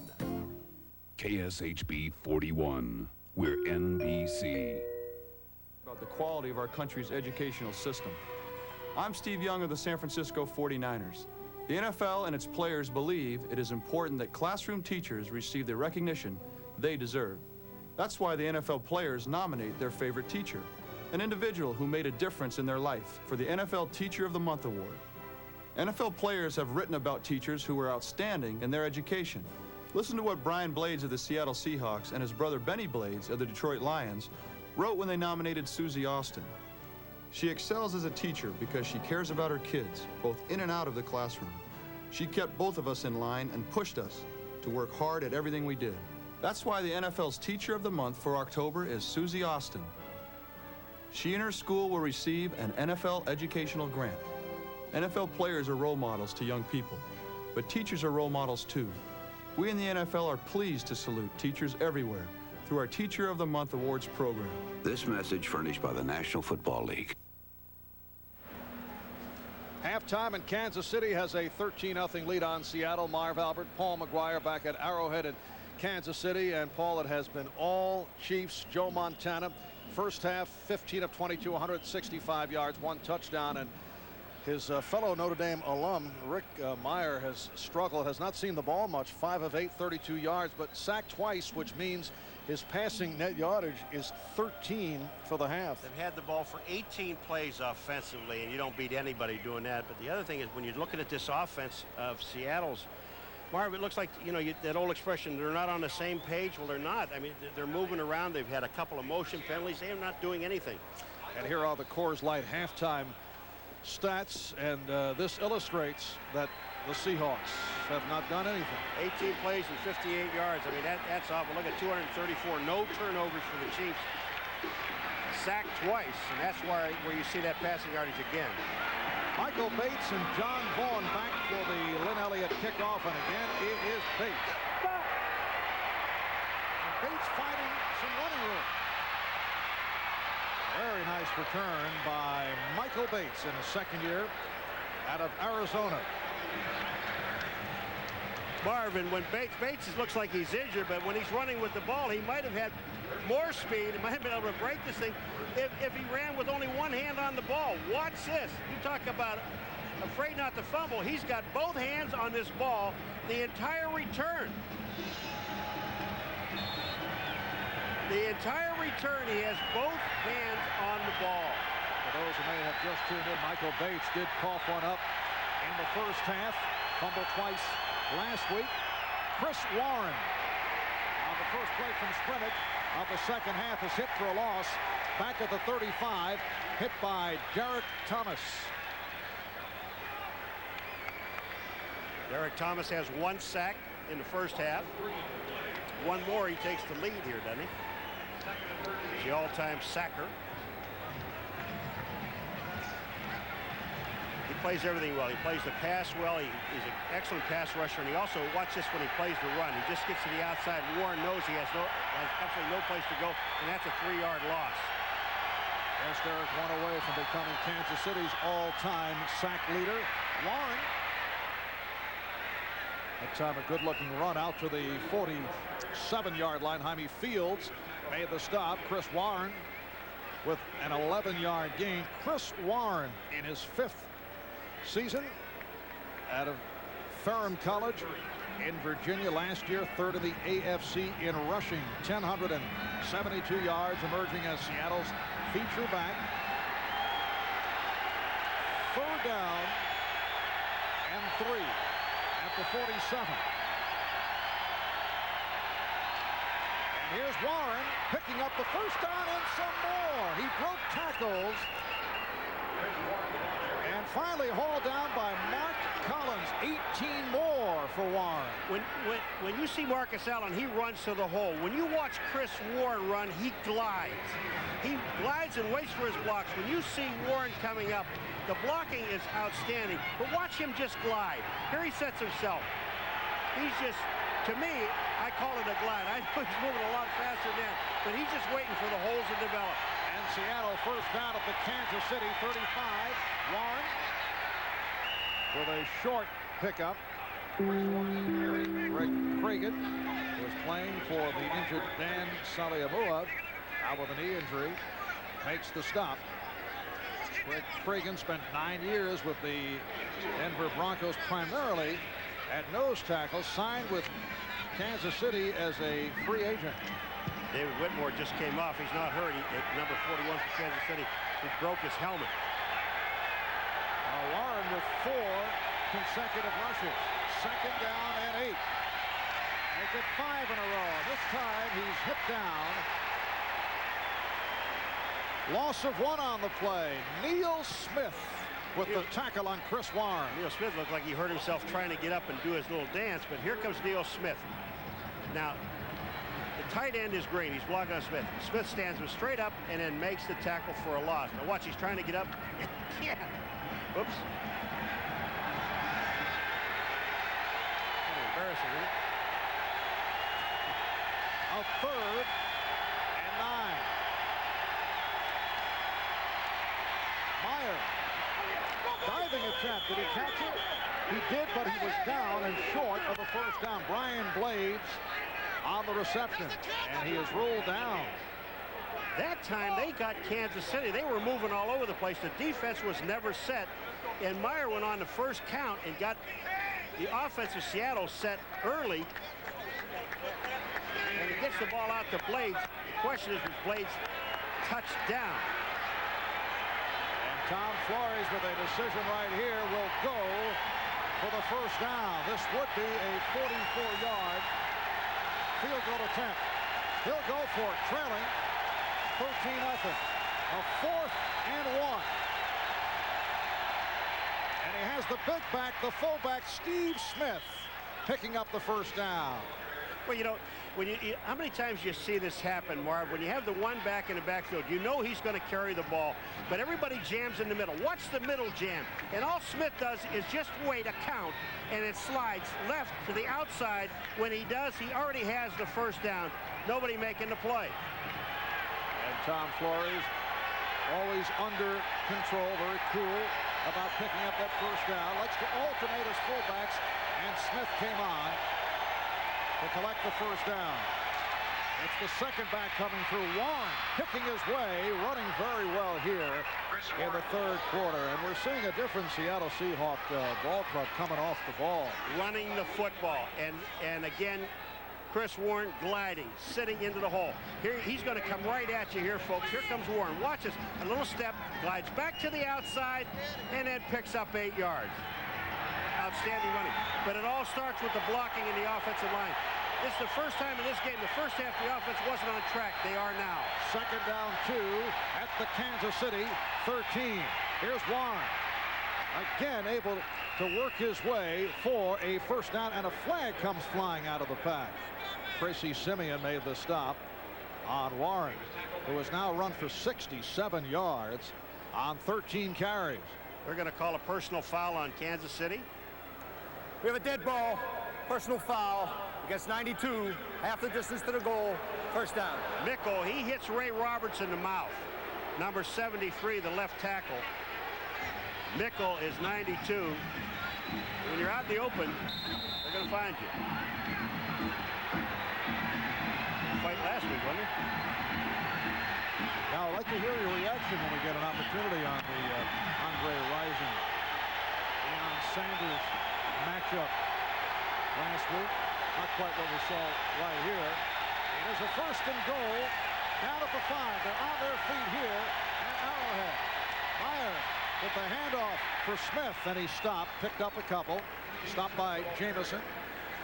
You know, this is an area where you just pound those fullbacks up into the middle. You've got two very big fullbacks.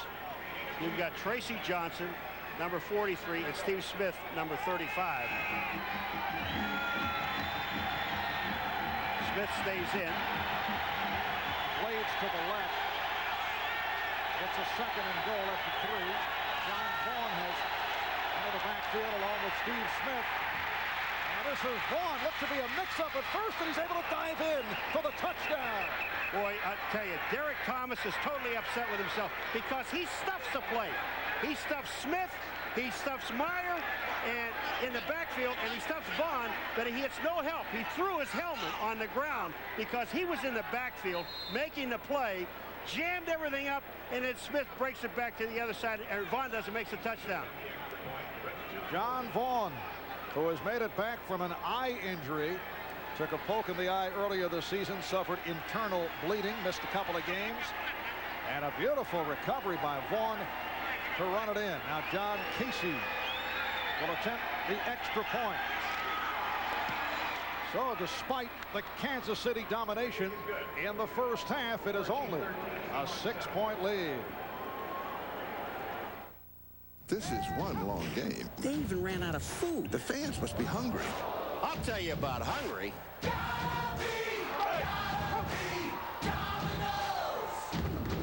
When it's gotta be good and it's gotta be now. Pick up the phone, we're gonna knock you out. When it's football action, it's gotta be Domino's. So call now and ask for our football special. Did you see that?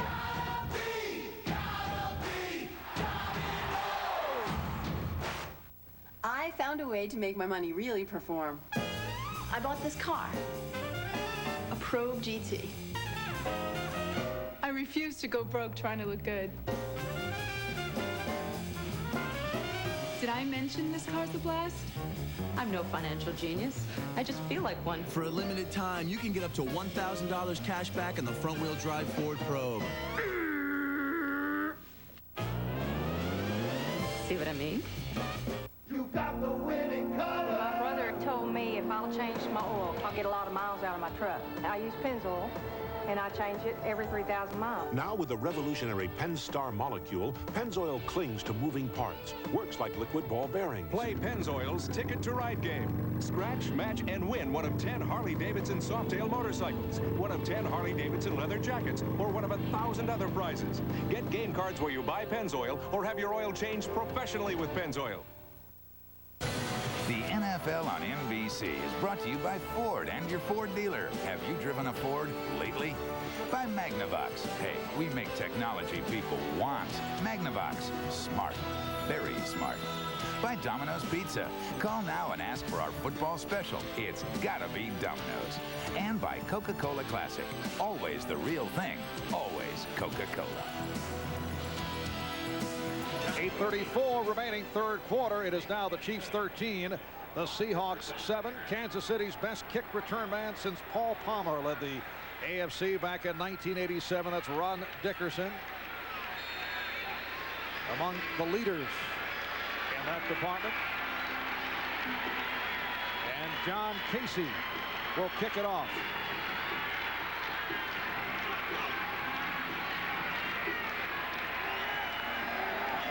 Here comes Dickerson out to the 15. Stutter steps his way and fumbles. The Seahawks feel they have recovered.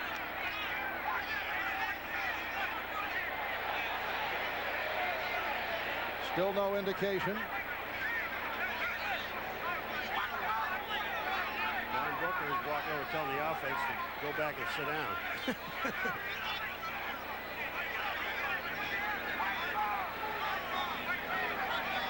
The officials looking to unravel the players. Really amazing thing. You got all those guys laying on the ground. There's only one guy with the ball. The ones that don't have their hands on the ball get out. Kansas City feels they have the ball back.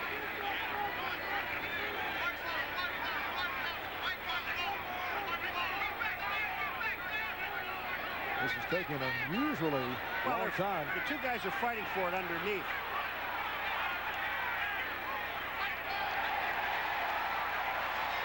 And the indication is that Kansas City was able to recover. For a long time. And Marty Schottenheimer in a face-to-face discussion with the kick return man Ron Dickerson. Well, look where they put Dickerson, only in the corner. It's the only place he can come is straight up the field. He can't go back across, and the ball's going to get knocked out right here. And the man that knocked it out was number 22, John Vaughn.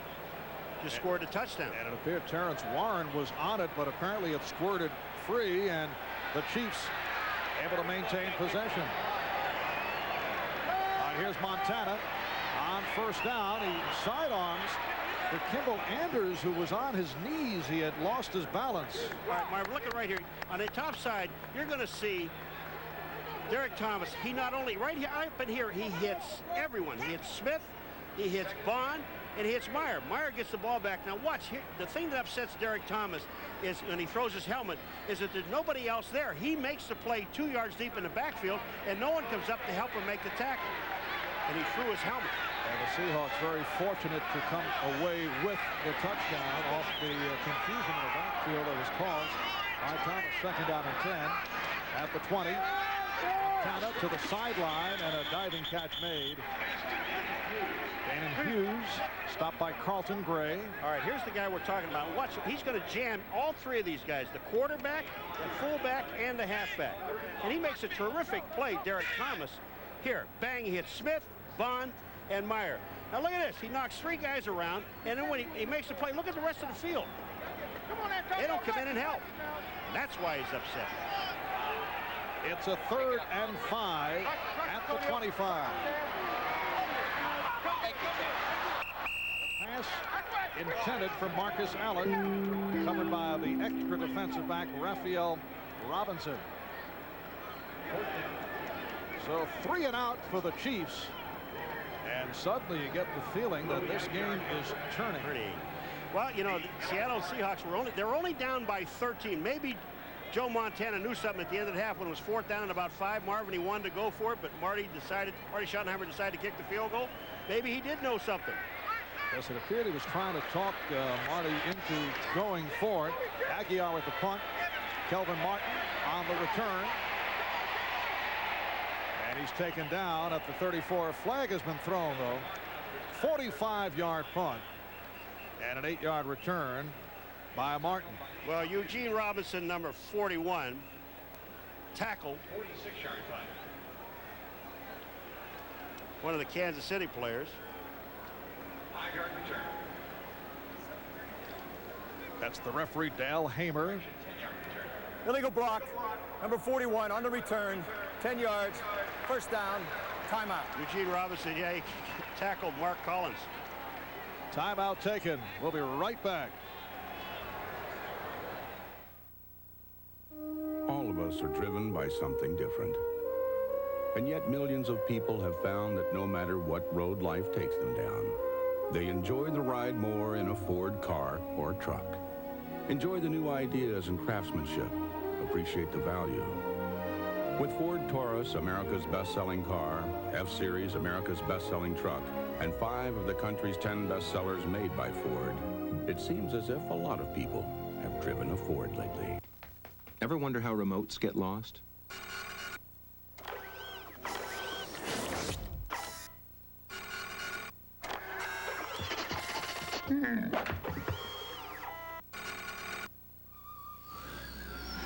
Well, no matter how your remote gets lost, Magnavox makes the only television that can find it. With the exclusive remote locator, you just push a button, and your remote beeps, telling you where it is. Hey, we make technology people want. Magnavox. Smart. Very smart. As cool as your rag top and favorite hot spots.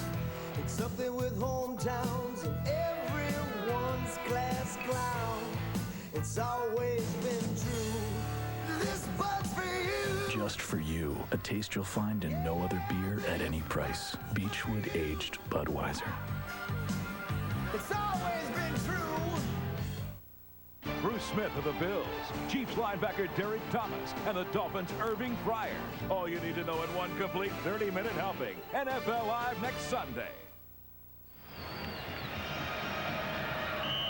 In recent games, things have gone the other way from the point of view of the Kansas City Chiefs. The wrong way defensively, giving up 20 points at San Diego, 28. Although a victory at Denver. That's the defensive coordinator for Kansas City, Dave Adolph. Seattle, first down from the 29. Warren trying to get to the outside and make the turn, could not, cut off by the left corner, Mark Collins. Neil Smith just took himself out of the play. He went and took an inside move, and they just let him get inside. 3-yard gain for Warren, who has picked up 40 yards in the second half, 40 of the 70. Now watch Neil Smith. He goes inside. They just pull out and block him and let him go inside. Second and 7. Seattle from its 32. Warren reaching close to the 35. On that last drive when Seattle went down and scored, they had 11 plays, 10 of them runs, only one pass, and they can back out here and run 2 running plays again.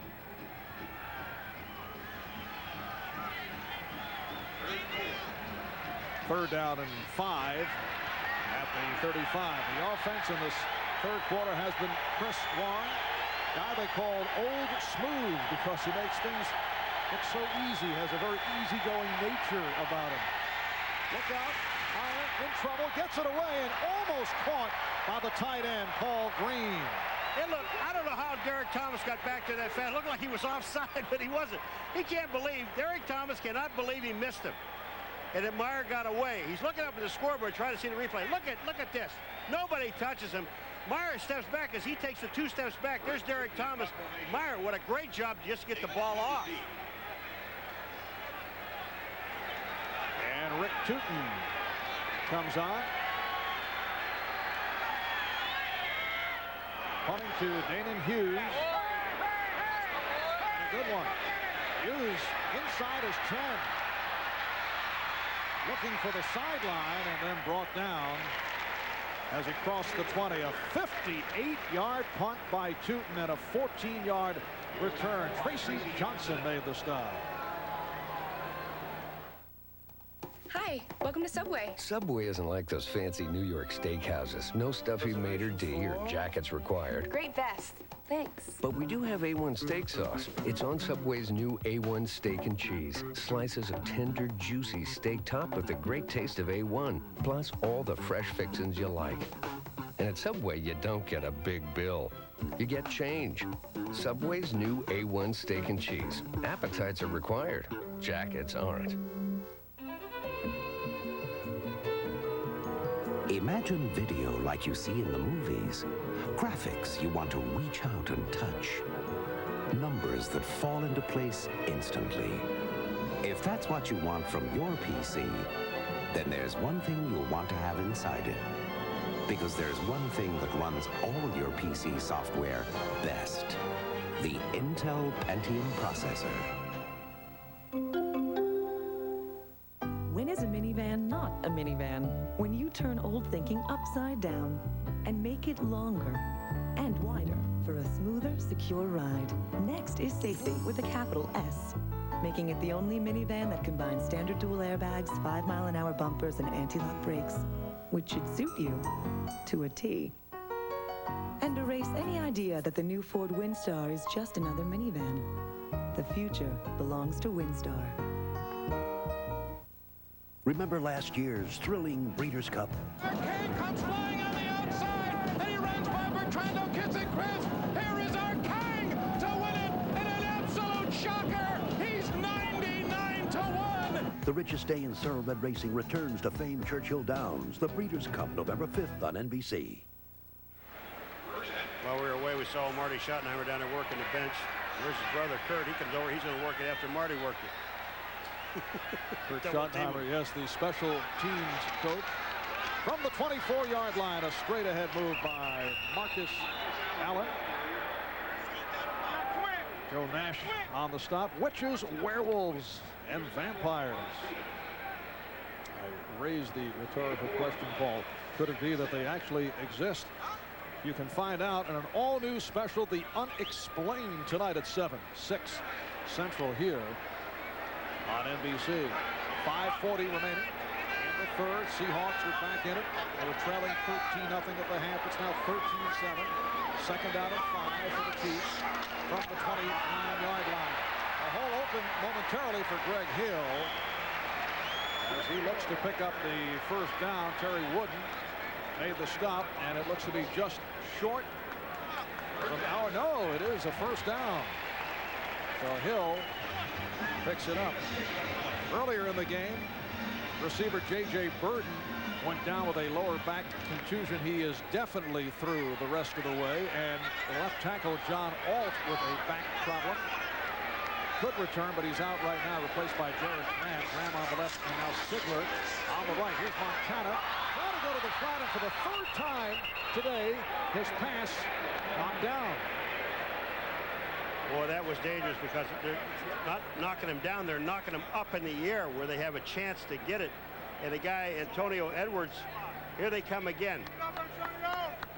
Patulski, number 58, is up there. But number 93, Williams, Brent Williams, the guy that knocks it up in the air. And Antonio Edwards had a second shot at an interception.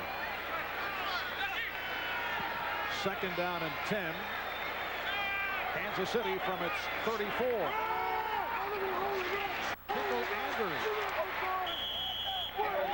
Out to the 40-yard line.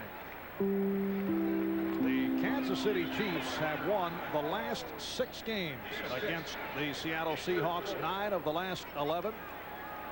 KC with only 1 loss the last 12 here at Arrowhead. The Seahawks' lone victory when Derek Thomas set that NFL record with 7 sacks. The lone victory during that span. That came in November of 1990, only to see Dave Craig, then of Seattle, throw a last-second scoring pass in a 1-point victory. Third down and 4. Off the punt. Montana complete. Dawson with another big gainer. Waters made the stop. That's good for 23. And Lake Dawson has had an exceptional afternoon. Yeah, but I'm going to tell you what Dawson does. He gets open, but watch Montana's head. When we go back, hold it right here. Hold it. Montana is looking out here for Kimball Anders, and he sees that he's covered. Now watch him pull it down. Then he sees Dawson just setting up about 10 yards downfield. You talk about heads up and knowing where you are on the field at all times. That's Joe Montana. 23-yard gain. First down of the Seattle 37. Davis in motion. Play action. The screen pass completed to Davis. He's right at the line of scrimmage. Waters on the tackle. You know, Montana, I mean, he doesn't surprise me. He amazes me, but he doesn't surprise me. I mean, he sees everything. You know, we were talking to Marty Schottenheimer about it. When I first got into coaching, one of the things I did is I got behind the offensive huddle, and even in practice. And I'm watching all these bodies flying around all over the place. And he said, and now I know why the quarterbacks make the money they make. He said, because they have to see everything, Marv. It's a 2nd and 9 at the 36-yard line. Marcus Allen breaking free. Marcus Allen for the touchdown.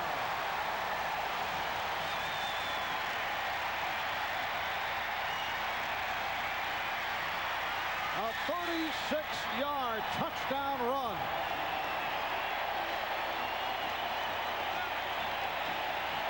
I don't think he was even touched. I mean, that hole was there, and Marcus Allen, when you say north-south runner, he runs straight ahead. It was a thing of beauty.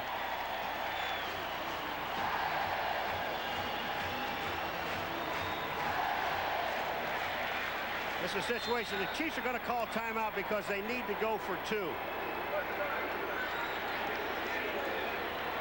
A timeout taken, and we'll be back with the conversion in a moment. Stuff. We all want stuff. And when we buy a new car, we want all the stuff. Dual airbags, power steering, power mirrors, air conditioning, a stereo, automatic transmission, a place to put a cup of coffee, convenience stuff. What's really great is that you can get all this stuff on any of these Escorts for the same low price. That's called value. Escort is a great value. Compared stuff to its leading competition, Escort costs less, period. Ford Escort. Good stuff, great price.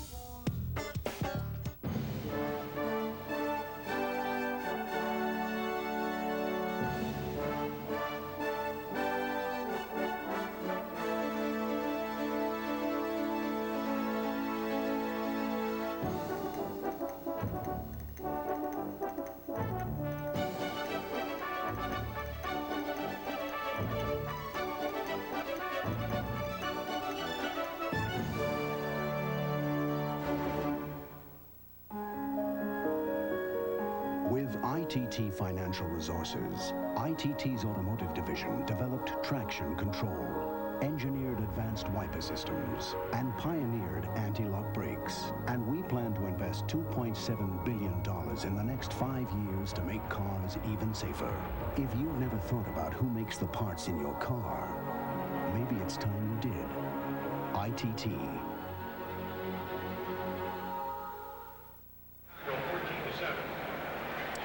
Well, in this touchdown, I said he wasn't. I didn't think he was touched, and he wasn't. I'm going to show you a couple of great blocks by Grunhard number 61 and 68 Shields. Hold on right here, boys. This guy here, watch this block, and then watch this block here on Wooden, and then Marcus is going to cut back up in here, and nobody touches him. Here are the blocks. Is that perfect? That is absolutely beautiful. Not a hand laid on him. And he went 36 yards. That's his 2nd longest run the last 6 years. And the Chiefs going for the 2.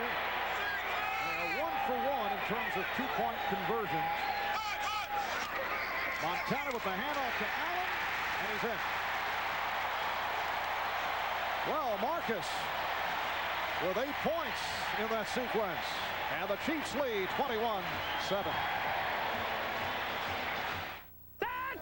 Wendy's celebrates 25 years of being the best in the business. In the 1974 playoffs, Oakland trailed Miami by 5 in the final seconds. Do you remember who Ken Stabler connected with on the dramatic game winner? Since Wendy's announced a new chicken sandwich. Dave's buying bacon. That old fox. Everyone's guessing about the toppings. Me, I think Virginia ham. A little birdie told me it's going to be watercress. It's guacamole. What's the word? Marinara sauce. Yes. Hey, I'm the coach. I'm telling you, it's gotta be shiitake mushrooms. Introducing Wendy's Chicken Bacon Swiss. A whole breast fillet, 3 strips of bacon Swiss, and a tangy sauce. What's Dave gonna put on top? Honey, I don't have a clue. I just wanted to make it delicious. Stabler somehow found Clarence Davis in a sea of hands for the winning score. He throws. It is. He caught it. Another great football moment from the past 25 years. Still working with prehistoric copiers? Get the copier that earned Buyers Lab's highest rating for uptime. Meta. For a more productive future, the times demand Meta. Imagine a rent-a-car company that will pick you up right at your door. That's enterprise. Call us. We'll arrange to come to you, take you back to our office, and you're on your way. Pick Enterprise. We'll pick you up. Next Sunday at 12:30 Eastern, a great doubleheader on NBC. Jim Kelly and the Bills take on Joe Montana and the Chiefs in a rematch of last year's AFC Championship. Then one of the great quarterbacks from the class of '83, Dan Marino, goes up against one of the best from the class of '93, Drew Bledsoe, as the Dolphins battle the Patriots for regional action next Sunday. The all 8-point play executed by Marcus Allen, his 4th touchdown of the season, followed up by the 2-point conversion, and the Chiefs lead 21-7. 2:43 to go in the third. Marv Albert with Paul McGuire from Kansas City. The kickoff from Lynn Elliott, taken again by Michael Bates. Out to the 25, protecting the football as he carries to the 33-yard line, and the kicker, Lynn Elliott, involved on that tackle. All right, we're going to see 2 linebackers. First of all, we're going to see Wooden get blocked in right. We'll hold this for a second. Bang, bang. And then right in here, you're also going to see Rod Stevens get blocked. These 2 guys get knocked out. Marcus cuts back in. Not a hand laid on him. And for Marcus Allen, touchdown number 117, moves into the number 4 spot in front of John Riggin. It's all-time career touchdown. Seattle from its 34. The quarterback, Rick Meyer. Incomplete off the hands of the tight end, Farrell Edmonds, who was covered by Derek Thomas. Well, Meyer's going to have to throw the ball to get him back in the ballgame. They ran down the field on the first drive after the half, and that took about almost 6.5 minutes. But here it is, Evans coming across, and he's going to sit in front of the linebackers. The ball hits him right in the hands. You've got to catch him. Got to catch the ball. Meyer only 6 of 11 to 40 yards, sacked twice. 2nd down and 10. Warren hit behind the line. A loss on the play. Darren Mickle, the right defensive end, stopping Warren. I mean, you only run those plays so many times, and then they're gonna line up and get after it. Seattle in the second half, they've had some success running the football, but in order to really get back in this ballgame, Meyer's got to throw the ball, and he's got to throw the ball downfield. Meyer looking at a 3rd and 12 from the 32-yard line.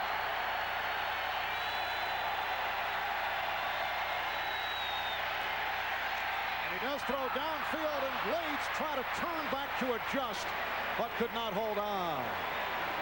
Mark Collins was covering Blades, and Meyer actually throws this ball where it has to be thrown, behind, because if he throws it in front, as you see, Mark Collins might be able to make a play on the ball. So he throws behind, and then Blades makes the turn, but can't hold on to the ball. Hits him in the hands.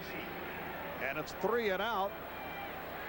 Bringing on Rick Tootin for the 5th time. He's had a very fine day. Damon Hughes is back inside his 30. The fair catch handled by Hughes. A 50-yarder for Rick Tootin, who's had an excellent year, and the ball goes back to Kansas City coming into today.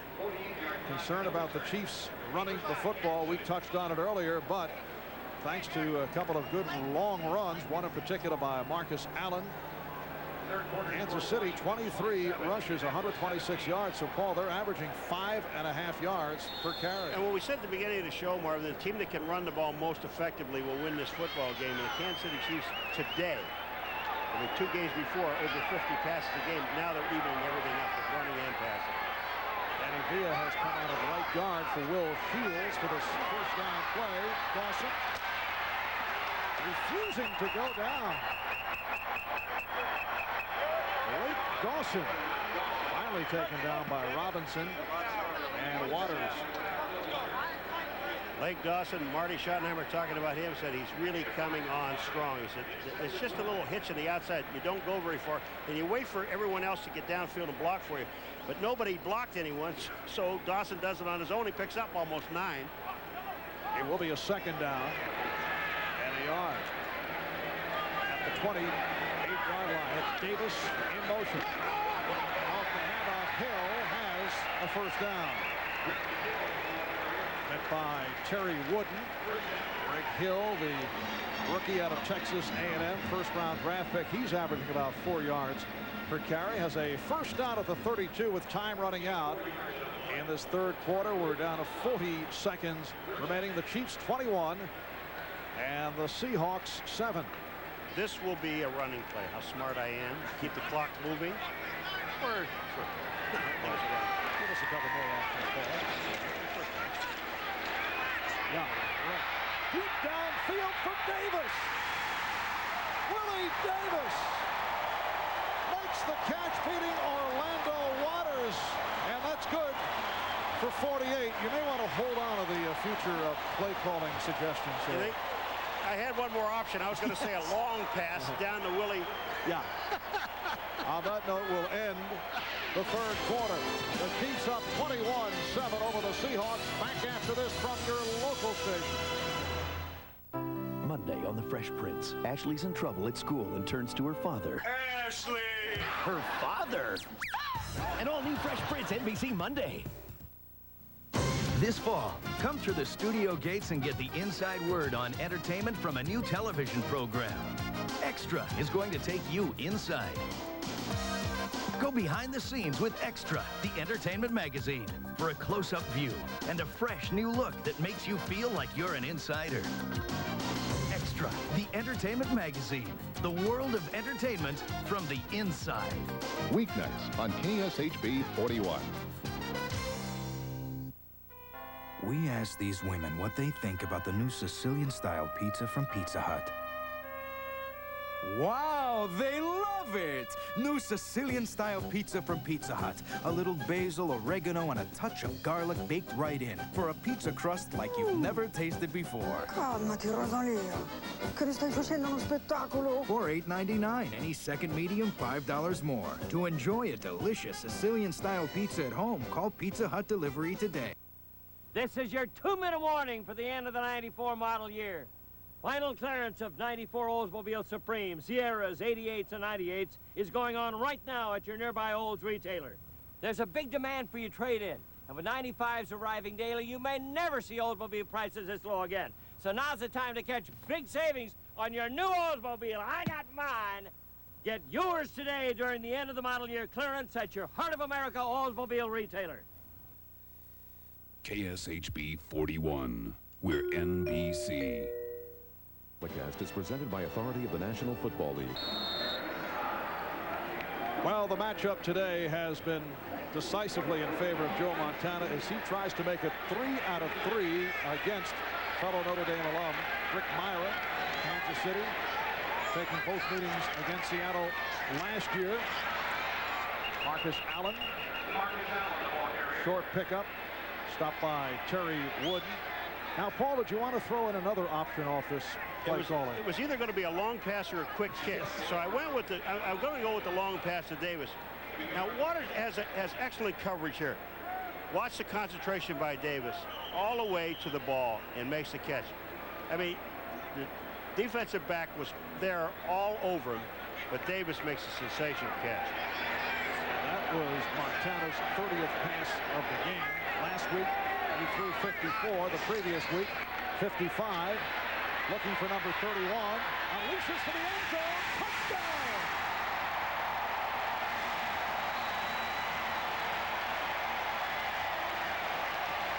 A wide open Lake Dawson, who beat Orlando Waters. A 21-yard touchdown pass play. This is what Eugene Robinson was telling us yesterday.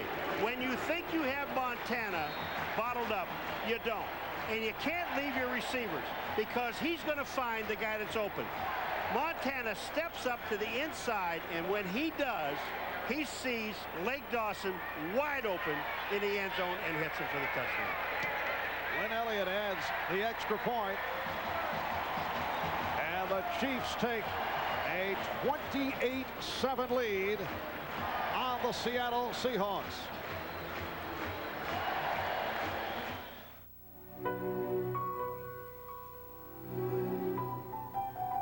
Most people will never see the art you display, the antiques you collect, the things in your home you care about.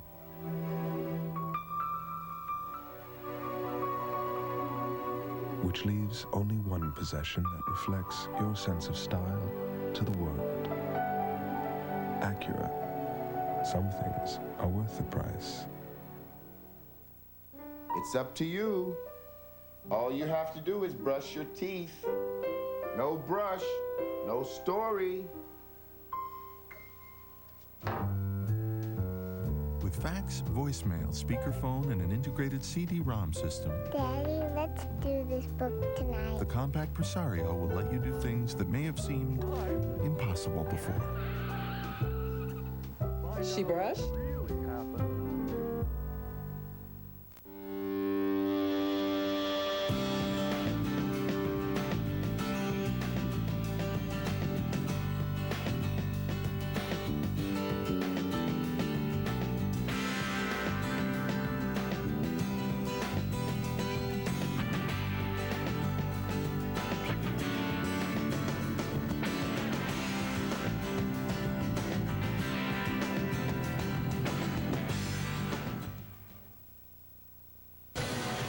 NFL on NBC is brought to you by Acura. Some things are worth the price. By Compaq. Look for the new Presario computers for that small business you call home. By Zima, a unique alcohol beverage. And by UPS, the official package delivery company of the NFL. 45 seconds into the fourth quarter, and Kansas City is on the board again. The touchdown pass from Joe Montana. And Lake Dawson with his 5th catch of the day, certainly taking advantage of the additional playing time because of the injury suffered by J.J. Burden. Lynn Elliott kicking it off to Michael Bates and John Vaughn. This time a short kick handled by Vaughn. Out across the 20. Up to the 30. And a good return by Vaughn. Run out by Charles Mincy. All right, up here on the top side is Lake Dawson. This is Waters. He's going to fall down about right in here. We're going to see it, and Montana's going to read it. The rush is on, and then Montana steps up into the pocket. Now, hold it right here. Here goes Waters down. When he goes down, watch Montana find the open guy. He throws. Dawson is there. Waters can't get back. Touchdown. Paul, I know they're watching in South Bend, Indiana, and enjoyed the Notre Dame connection. The center, Tim Grunhard, member of the Fighting Irish, to the quarterback, Joe Montana, to the rookie from Notre Dame, Lake Dawson. And another Notre Dame man, Myron, for Warren. Chris Warren picked up 5 on the play. The coverage provided by David Whitmore, and there we saw Lake Dawson playing despite an injured shoulder. In college, he was primarily a big play possession receiver. 3rd round draft pick. 5 catches, including his first NFL touchdown. I can guarantee you his shoulder's not bothering him at all. 2nd down and 4. Warren bottled up. Seattle Seahawks in their first drive after the second half kickoff, they moved right down the field. 11 plays, 10 of them running plays. They went in and scored a touchdown. And the offense, that was the shining moment for the offense. But since then, and up until then, nothing had happened. 3rd down and 3. Seattle from its 45-yard line. Tom Flores telling us last night how important today's game is. If they could somehow come up with a win over Kansas City, it would put them at 4-3, and they're playing a soft 5th place schedule, very favorable schedule from, well, at least next Sunday at San Diego, following next Sunday home for Cincinnati. That's back at the King Dome. The roof repairs apparently have been completed. Then at Denver, and then back home for Tampa Bay. but they were hoping to pull off a surprise here today. But I'd like to comment on this next week in San Diego. One out of these two would be very nice for them to go into the rest of this game. The problem right now with it is they can't stop the clock. And here's what we're talking about. After San Diego, like Cincinnati, Denver, Tampa Bay, and then Kansas City again at home, but then Indianapolis and Houston. So they have a pretty good schedule going down that 5th place spot. And the problem right now with the officials, they can't stop the clock, and it's running time. But on one scoreboard at the end, it has the Chiefs 28 and the Seahawks 55, which I don't think anybody here is going to buy it. There you go, right there. See that? Chiefs 28, Seahawks 55, and I'll tell you, I missed a whole bunch of touchdowns. What a prolific 4th quarter for Seattle. Yes, they're doing very well. But they have had electrical problems right throughout the day here at Arrowhead. Either that or the timer has to catch a plane. Clock is still running, and the officials waiting it out, hoping to be able to straighten this out. And if you wonder, folks, how they know what time really is when they blew the clock dead or whatever they did, is that the clock is always kept, the official time is always kept by an official on the sideline. So it is, that clock is never the official time in a ball game. Well, now they will resume. It is a 3rd down and 3.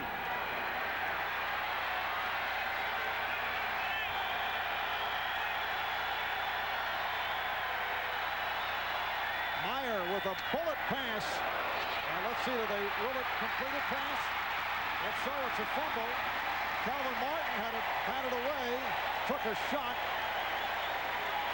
Doug Terry on the fumble recovery. So let's see if they blow it dead. Jay Taylor was one of the guys in on the play, number 27, who is the 6th defensive back. The question is, was it blown dead? Was he down? Seattle seems to think so. Never listen to the players. I've been wrong all day listening to these guys. Or watching them. Recovery by Doug Terry, who's made it back from knee surgery, seeing his first action of the season. Referee Dale Hamer, looking for some room, does not want to get involved in a discussion with the players. You see people being guided away. Jaime Fields told to take a walk. Yep. Players try to help out. Here we go. Moving on the field. Okay. Fumble. 1st down, Kansas City. Well, it is recovered by Doug Terry, and it will be Kansas City ball. Again, number 27, Jay Taylor, is in on this play. Here it comes. Bang, bang. The ball comes out. You know, this is an excellent call. It really is, because the ball is stripped before you get down. Here it is. Boom. That's number 27, Jay Taylor, who strips the ball away. That's a good call. And the Chiefs take over at the Seahawk 42-yard line, about 10 minutes remaining in the 4th quarter. Back to the ground. Greg Hill has a 1st down. Hauled in by the free safety, Eugene Robinson. You know, the major thing about the Kansas City running game in this ball game, which to me is kind of hard to believe, running up into the middle against Cortez Kennedy and Joe Nash and Sam Adams, is that the Kansas City Chiefs have been running this ball, Marv, from tackle to tackle. They're running inside on the Seattle Seahawks. Kansas City 141 yards rushing in this ball game. Man, Hill 57 of them. Dawson is to the left, Davis to the right. Off the reverse.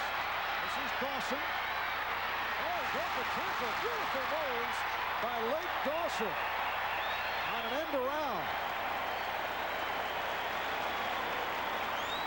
Antonio Edwards really makes a great play, number 67 for Seattle, but he gets no help because Gray, number 26, misses. Watch number 67 come upfield here. He slows down Dawson. He makes a play to the outside. There he is there. He slows him down. Now look at Gray comes up. Dawson makes a move on him and picks up 8 or 9 yards on the play. Here it is. There's Edwards making the play, and then Gray not making the tackle. 2nd down and 1. Hill has a 1st down and a couple more. This has to be particularly satisfying for Lake Dawson, who grew up in the state of Washington, in Federal Way in Washington, then attended Notre Dame, and has had a breakout game here this afternoon. I'll tell you another thing. This is a tired defensive football team. They've been on the field an awful long time. And Kansas City have been switching backs all over the place. Marcus Allen may not play again. Because of an injury, he's just giving him a rest. All right, first down play, and it's Janelle Bennett into the 16. Stopped by Robert Blackman. Janelle Bennett, second-round draft pick out of Miami. Usually a strong, physical inside runner. That time to the outside. Now we have the clock that stopped totally at 9:48, so we really don't have any idea how much time. 10:35. Thank you very much. I just asked, the official gave it to me. Dale Hamer giving 10:35. Call, the Chiefs continue to shuffle on the offensive line. Villa is in there now. On the sideline. Villa, Bernhardt, Fields, Sigler. Hole opened up. And again, Greg Hill gets the call. The Kansas City Chiefs with a 28-7 lead on the Seattle Seahawks that led 13-0 at the half, and the Seahawks ran off that impressive drive thanks to the good running by Chris Warren, and were able to score to cut it to 13-7, but it has turned back around. Marcus Allen, 36-yard run. Joe Montana, 21-yard pass play to Mike Dawson for a touchdown. 3rd and 2, and here's Hill. Stopped short of the first down by Bob Spatulski. He's played well. Spatulski, in his 3rd season at Central Florida, we have been calling his name right throughout the game. Yeah, and here we're seeing a reaction now from the Kansas City fans. They're booing because it's 4th down and about a yard, and now they want him to go for it. They're up 28-7. Marty, field goal, field goal. Field goal. Field goal. Field goal. Field goal. I said it. Field goal. And it's from 27 yards away. So for Elliott, it's 3 of 4, and he extends the lead. All over the world, when people are late, you're guaranteed to hear excuses. The alarm clock broke. Mein Goldfisch ist gestorben. Problème de cheveux. At UPS, however, we guarantee we'll be on time. In fact, we guarantee on-time delivery to hundreds of cities around the world, or your money back. So while you might hear, you'll never hear it from us.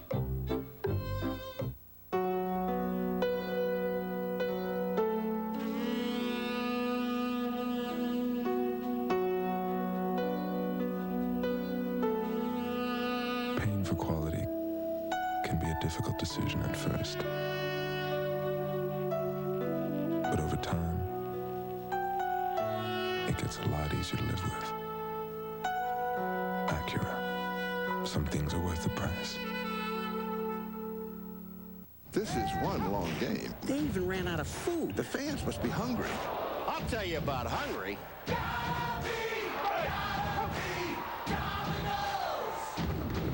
When it's gotta be good and it's gotta be now. Pick up the phone, we're gonna knock you out. When it's football action, it's gotta be Domino's. So call now and ask for our football special.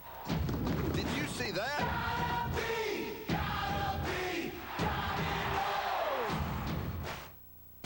The NFL on NBC is brought to you by Domino's Pizza. Call now and ask for our football special. When it's gotta be good and it's gotta be now, it's gotta be Domino's.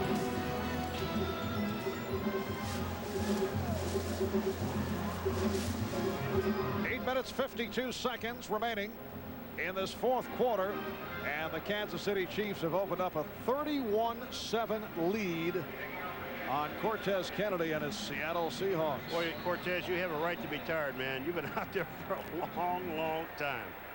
Whew. All right, Elliott will kick it off to Bates and Vaughn. And here comes Bates. He's able to accelerate, and he's taken down across the 35-yard line. A look at our lineup next week. The big game early.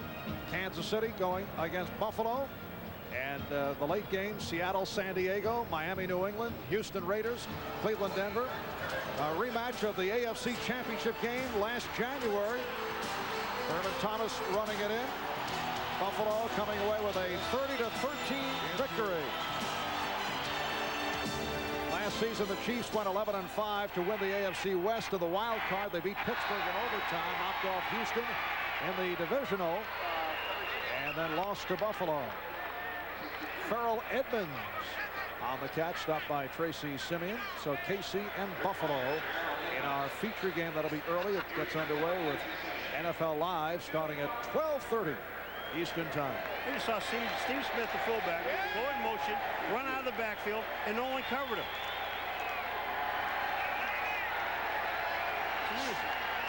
Second down and 2 at the 30.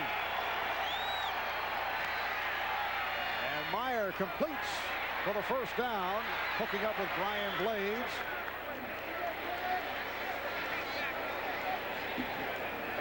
Just under 8 minutes remaining in the fourth quarter. The Chiefs with a 31-7 lead, pulling away here in the fourth quarter. And in just a moment, we will be switching a good portion of our network to the Pittsburgh Steelers New York Giants game. Pittsburgh has just moved in front by the score of 10-6 at the New Jersey Meadowlands. That's in the fourth quarter. Chris Warren gets inside the 45-yard line, stopped by Tracy Simeon. Tracy Simeon on the stop.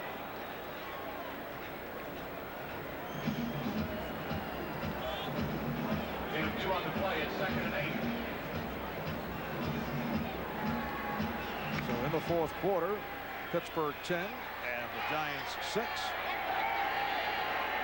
Second down and 8 at the 44.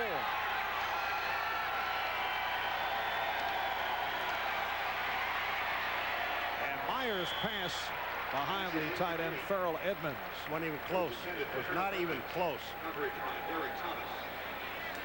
This offense today, other than that one drive right after the first half, Marv, it just looked like they've been out of sync. And it's a better football team than this. Paul, while we have a moment here, we were talking about the Deion Sanders, Andre Rison scrap of a week ago. It's a third down and 7 for the Seahawks at the 44-yard line.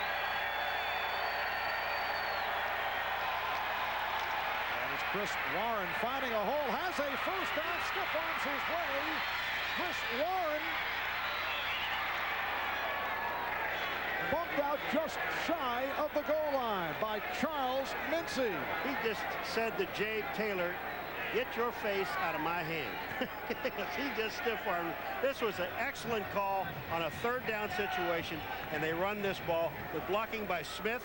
Look at this, right up the middle, and right over here, right now is where he's going to put his hand in Taylor's face. Get out of my way. And you want to see if Chris Warren has some speed? Yes, he does. He gets knocked out of bounds at about the 3.5-yard line. But this is some outstanding blocking. We saw it again right after the half, some nice running. But here's Chris Warren again. Stiff arms Taylor.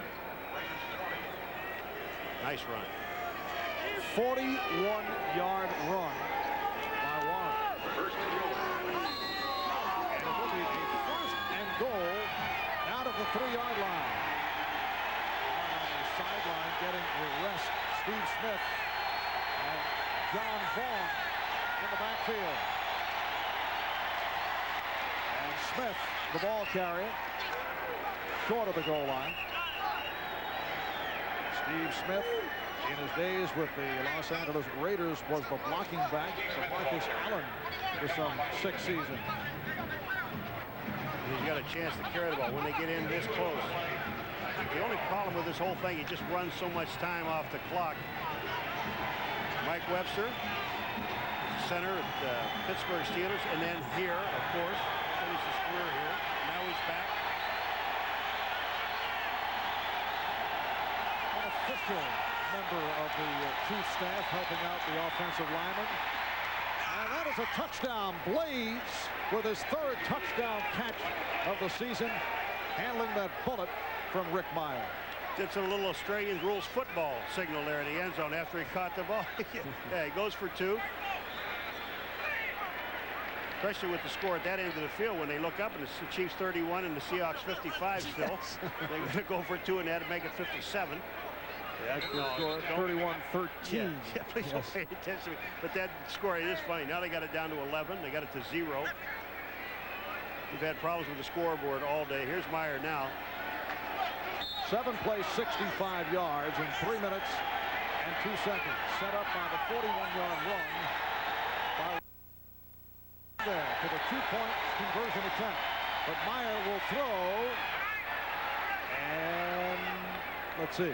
Blades caught it in the end zone. He was in. He caught it in. They knocked him out. Marvin went back in again. Officials wanted to make sure, so they do get the 2.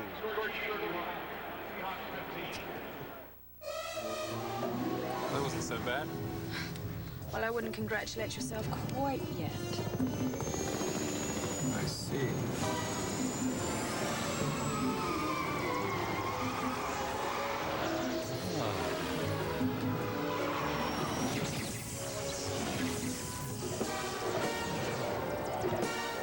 Uh-oh. What is it? Nothing. Guess who? I'm sorry. It's fine.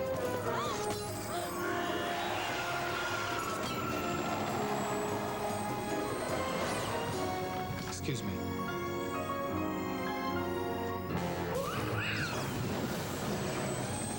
Don't you just love the wind through your hair? What I have left.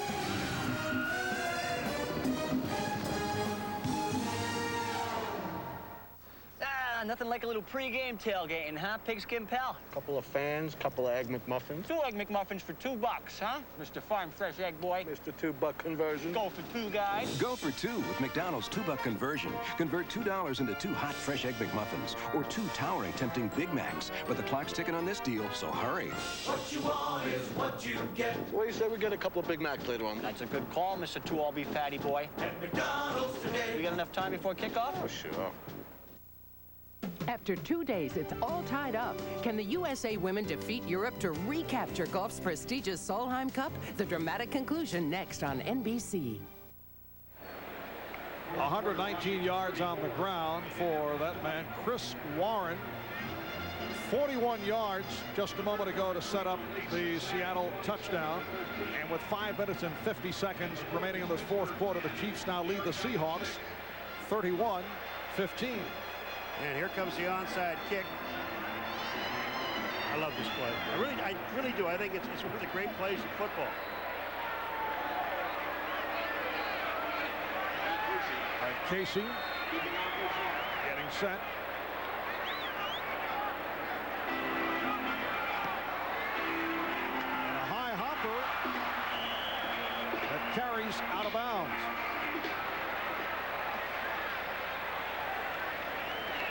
Outside kick went out of bounds. No, I think this is a planned call because Charles Mincy is the guy that hits the ball and he just taps it over his shoulder. Don't try to field the ball, just knock it out of bounds, and that's what he tried to do. Here we go. The ball was last touched by the receivers and went out of bounds. It is their ball, 1st and 10 at the spot where it went out of bounds. First down.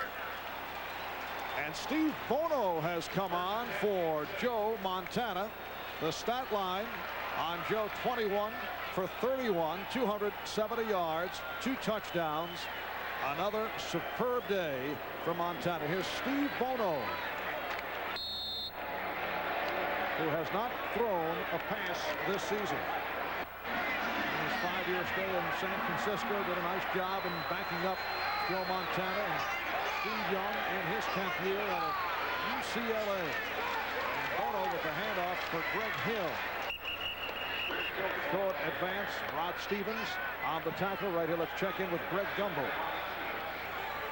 All right, Marv, at the Meadowlands, the Steelers and the Giants. Bam Morris fumbled twice earlier, but has hung in there long enough to get this one into the end zone from 6 yards out. And the Steelers, with the extra point, lead at 10-6, under 5 minutes to play at the Meadowlands. Marv. Thank you, Greg. And you see a very disappointed Greg Hill. Came up hobbling after that last running play and heads to the sideline, replaced by Ron Dickerson, who has carried the ball only one time thus far this season. One thing about that last running play, which is interesting, we talked about balance, and when you want balance, and Marty Schottenheimer told us yesterday that he would like to have balance. Well, 31 passes with that last running play, 31 runs. Backfield of Donnell Bennett, Ron Dickerson, quarterback Steve Bono, over the middle, complete his first pass for a first down. The tight end, Derek Walker. Eugene Robinson got nailed on that play coming up, trying to make the play, number 41 for Seattle, and he's still down.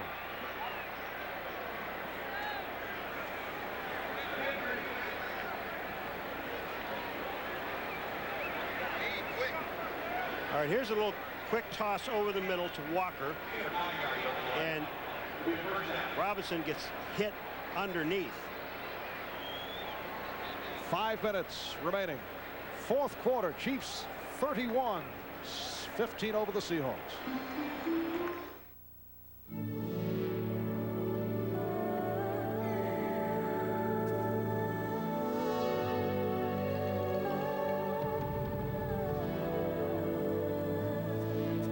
Don't you wish we could just do this to air pollution? In a way we can. If homes and industries, power plants and vehicles would just switch to natural gas. Clean, economical, natural gas. Think what we'll save. The issue is breakdowns. Odds are your car will have one. But you don't have to be left stranded. Liberty Mutual Auto Insurance customers get membership in its roadside assistance program. One call and help's on the way, anywhere, anytime. Let's hope you never need it. Liberty Mutual, facing the issues that face our customers. We're into the future. We're lost. Mommy's lost. Not this mommy. Not in this car. Avis announces Avis Satellite Guidance, now being road tested in California. One more way the employee owners of Avis are making the future safer, faster, and better. Destination ahead. We're into the future. You found us. Avis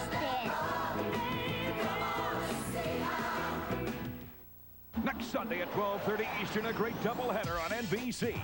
Jim Kelly and the Bills take on Joe Montana and the Chiefs in a rematch of last year's AFC Championship.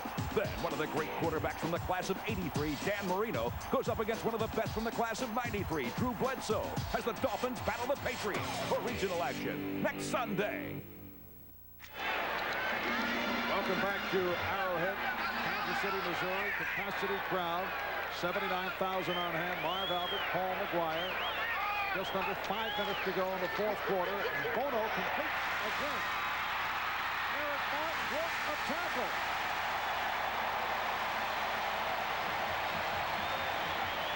Steve Bono throwing his first touchdown of the season, a 32-yarder.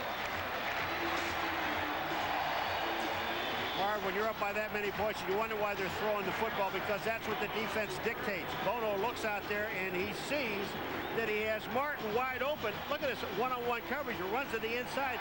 There is a missed tackle by number 31, Waters. Also, Gray. Martin touchdown. Good call. Well, like Steve Bono, Eric Martin seeing his first game action of the season. And Len Elliott adds the extra point. So the Chiefs now lead 38-15. 38-15, and Montana is happy for Bono. And watch, you'll see Bono's reaction here. Yeah, learned that well from Joe Montana. See Bono's throw. But I mean, this defense really dictates what to do here. Marv, take a look on the outside. If we can hold it right here, take a look. You've got a corner sitting back in here, and here's your receiver. There's really nobody there, and you've got to throw this pass because he's that far off. Then Waters comes up and misses the tackle. And Paul, this has turned out to be a brutal day for the Seattle Seahawks, who coming in, the feeling was, hey, this is a sound defensive unit, and they have been ripped up by the Chiefs. They really have been ripped up. And you know, talking to Cortez Kennedy yesterday, he was very confident that they were going to win this football game. But you talk about the point is the place that it puts this team. If San Diego goes on today and beats Denver, that means that Seattle will be 4 games away from San Diego, even though they have that easy schedule. Marv, they play San Diego next week, which could help if they could win the ball game. But I mean, to be 4 games out at this early in the season or halfway through the season is very tough to get back into it. And there was some concern here in Kansas City that the Chiefs might suffer a letdown off the dramatic win over the Broncos on Monday night. That has not been the case. 469 total yards for Kansas City. Now John Vaughn on the return. Runs into the pack, stopped at the 29-yard line. Tracy Rogers involved with several others in making the stop. Well, coming up next, the conclusion of the Solheim Cup. The top women's golfers in America and Europe continue their battle for the Ryder Cup of women's golf. That's the prestigious Solheim. The conclusion coming up next right here on NBC. Tied 3-3 after yesterday. Watching something. Very good. A bulletin here, Paul? Yeah, I just want to bring up the boat. First down at the 29-yard line for the Seattle Seahawks. Meyer. And it is dropped. Kelvin Martin couldn't hold on. The coverage by Jay Taylor. The House Ballard just buried Derek Thomas. He came in, he pushed him on the ground, and he was kind of thankful, I think, Derek Thomas, that he didn't fall on him. He's down about 10 pounds. He's down to like a 2-bedroom condo now. Nice, Paul. The House. What a nice man he is. Listed at 6'6", 332 pounds. He's come back from a sprained ankle injury. Here's Vaughn. John Vaughn with the first down pickup. George Jameson making the stop. And the Seahawks take a timeout. We're down to 4 minutes and 7 seconds remaining in the fourth quarter. And Seattle will have a first down at their 40-yard line. These guys sitting there on the bench, that's the defense, and I'll tell you, they are tired. There's Blackman sitting there, and he is shaking his head like, man, did we get whooped. It's not been a fun day.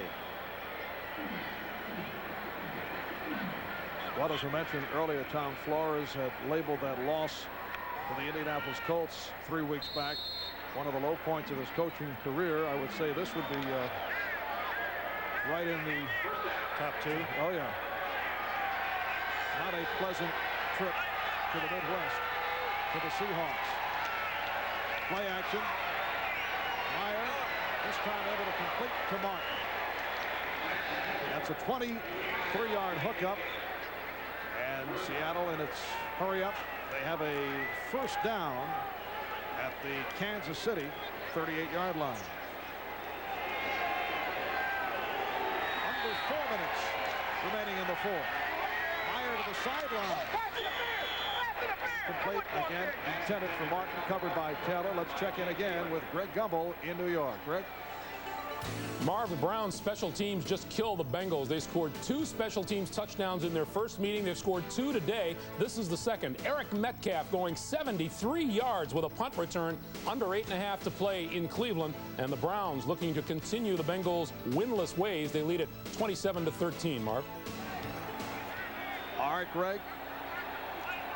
Seattle now 2nd and 10 at the Kansas City 37-yard line. Meyer goes incomplete. Pass intended for Terrence Warren. You want to get something to happen in this game? Let's talk about the Deion Sanders fight again. Want to do that? You know, you've brought it up on several occasions and never finish the story. You can tell us all in the car to the airport, Paul. There was a fight, fight last week, and I called New York to find out about why the two guys were not thrown out of the ball game. Called anybody in particular in New York? Just a source in the NFL office, in the league office, and they told me that it's not the rule after this fight. We're gonna get it in. It's a 3rd down and 10. Meyer can't find anyone and is able to run for the first down. But in the rule book reads that you're not necessarily automatically ejected from the game. You can be thrown out for fighting. These guys went toe-to-toe last week. So I said, well, wait a minute. What about the officials that let it happen? They said they will, when they evaluate these guys, they will be evaluated down. And when you say something like that, there's no fine for the officials. But what happens is that the officials in that game, the whole crew will be evaluated down. It affects their chances to do playoff games, Super Bowl. And so that's what happens. But these two guys should have been thrown out of the ball game. No question. So it will affect perhaps the quality of the type of games that they get later in the season. Exactly. Apparently Meyer was just short of the first down and now able to sneak for the first down on a 4th and 1 as we come up on 3 minutes remaining in this 4th quarter, and the Chiefs with a 38-15 commanding lead on the Seahawks. And it's dropped by Warren.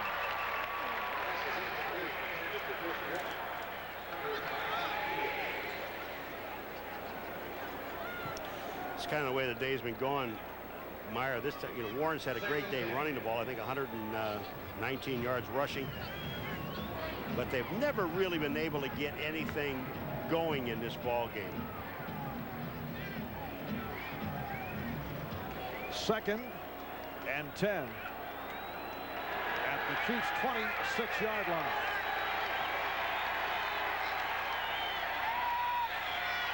And Meyer throwing for the end zone. Calvin Martin, well covered by Jay Taylor.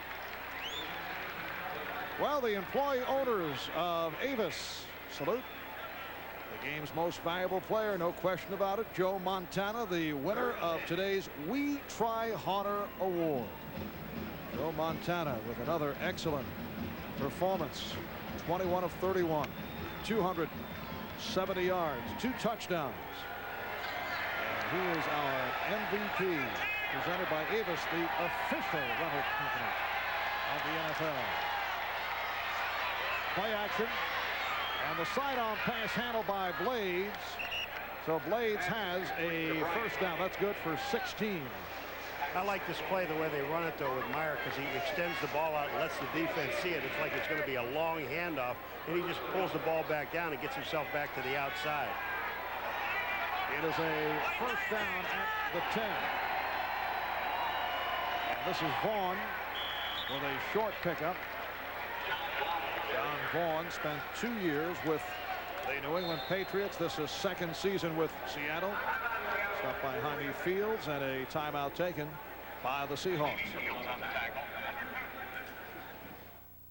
You've got the winning color. My brother told me if I'll change my oil, I'll get a lot of miles out of my truck. I use Pennzoil, and I change it every 3,000 miles. Now with the revolutionary Pennstar molecule, Pennzoil clings to moving parts. Works like liquid ball bearings. Play Pennzoil's Ticket to Ride game. Scratch, match, and win one of 10 Harley-Davidson Softail motorcycles, one of 10 Harley-Davidson leather jackets, or one of 1,000 other prizes. Get game cards where you buy Pennzoil or have your oil changed professionally with Pennzoil. Well, 2 minutes and 20 seconds remaining in the 4th quarter. Joe Montana now can look ahead to next week at Buffalo, as can Marcus Allen, who had a terrific game. A look at the Kansas City schedule. Buffalo next week, then 3 straight at home. They play 4 of the next 5 at home. 3 straight, the Raiders, San Diego, and Cleveland coming up here at Arrowhead. Meyer lofts it.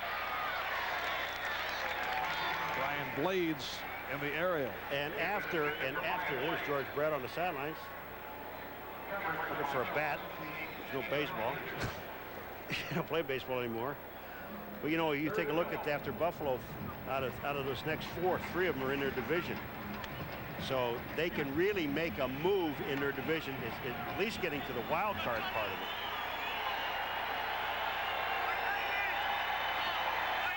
third down play from the 9.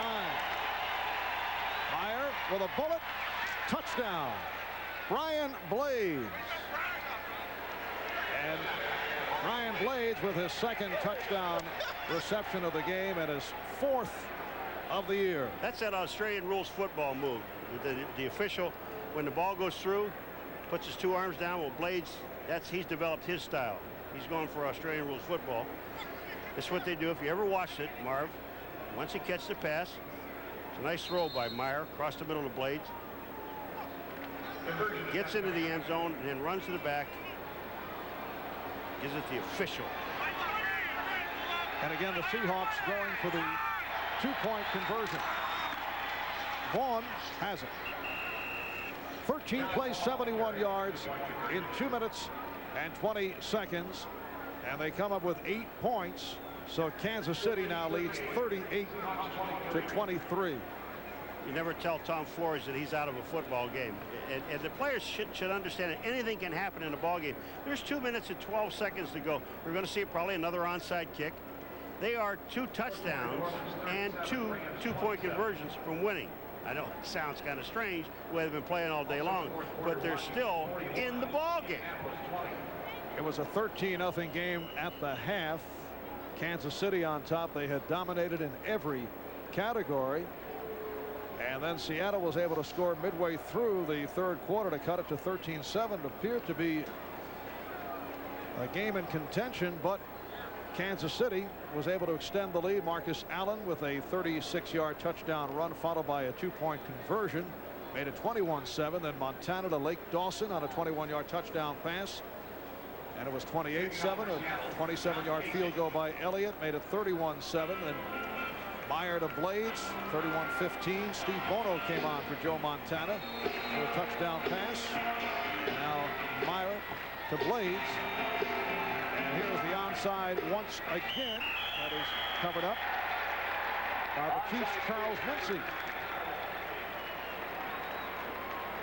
Charles Mincy, backup defensive back in his 4th year out of the University of Washington.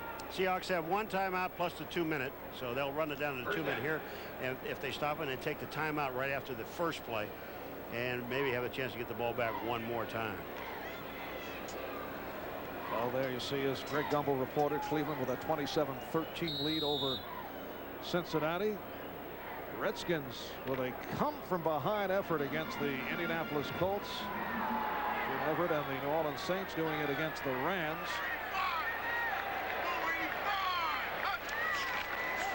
And Bono hands it off. Ron Dickerson stopped by Cortez Kennedy. Ron Dickerson with only his 2nd carry. The correction is Greg Hill on the carry. Working to be the best. Teammates, sponsored by the U.S. Army. The Buffalo Bills' drive for 5 Super Bowls depends on their familiar passing partnership. Kelly to Reed. Back to throw, Kelly. Time. Fires it downfield. Wide open. Touchdown, Andre Reed. Holy smoke. Oh, did you see that? Did you see that? Jim Kelly and Andre Reed help make the Bills the best they can be.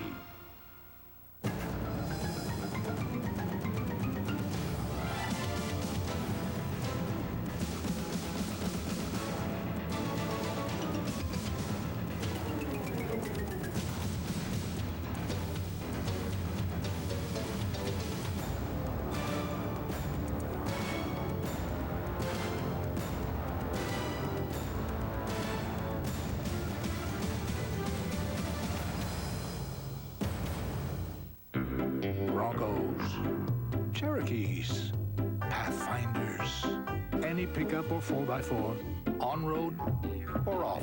Boy, do we have a tire for you. The tough LTX Light Truck Series from Michelin. It starts with fresh baked bread, juicy slices of mouth-watering steak, and the kicker, it's covered with A1 steak sauce, plus all the fresh fixins you like. Subway's new A1 steak and cheese. If you're not hungry yet, you better check your pulse. Tonight, Sequest travels 200 years into the future. Where we came from, Commander, doesn't appear to exist anymore. A future with no human life. Everything's dead out there. I think we may be at the end of time. Robots rule the world. Run by a supercomputer. Journey into the unknown and all-new Sequest, NBC tonight. Back at Arrowhead, 2 minutes remaining in the fourth quarter, and the Chiefs have a 38-23 lead on the Seahawks. Second down and 6 for Kansas City. And again to the ground, Donnell Bennett stopped by Cortez Kennedy. And it is a 3rd down and 3. Seattle takes its final timeout. And that is a final score. Pittsburgh over the Giants 10-6. So the Giants, after opening up at 3-0, have dropped 4 in a row. This is something Seattle can relate to. They opened up the season at 3-1. And they are on the way to making it 3 straight losses and 4 of the last 5. You know, and it's really hard. They've had so many injuries before the season even started to try to make up, and then they're having an awful lot of problems defensively. It's been historically a good defensive football team, and offensively is where they struggled. But today, the defense was on the field most of the day, and they had a tough time trying to stop Joe Montana. When you think you have him corralled, you don't. And you know, the indication was yesterday with Eugene Robinson, who was telling us that. He said, you know, it's the most frustrating thing what Joe Montana does to you. You think you have him, you can never let your man go. We saw that with Lake Dawson. Touchdown. 3rd down and 4. And Greg Hill is turned back short of the 1st down. Well, coming into this game, Seattle trying to reverse a trend that saw them go 0-5 after a bye week since the NFL instituted byes in 1990, and headed to 0-6 in that department. It is a 4th and 2. Clock is running. 1:20 to go. Crowd has been filing out the last couple of minutes.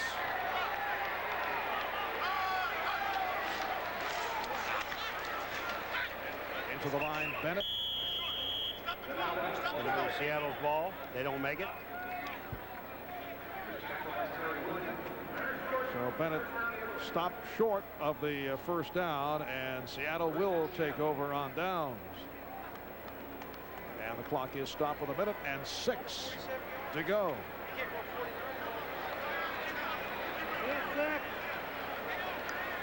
Following that Monday night game, Marty Schottenheimer was saying during the course of the week that he and his wife Pat got home at about 4 in the morning and found a note from the daughter Kristen. She had taped the game and said something to the effect as Meyer fires incomplete.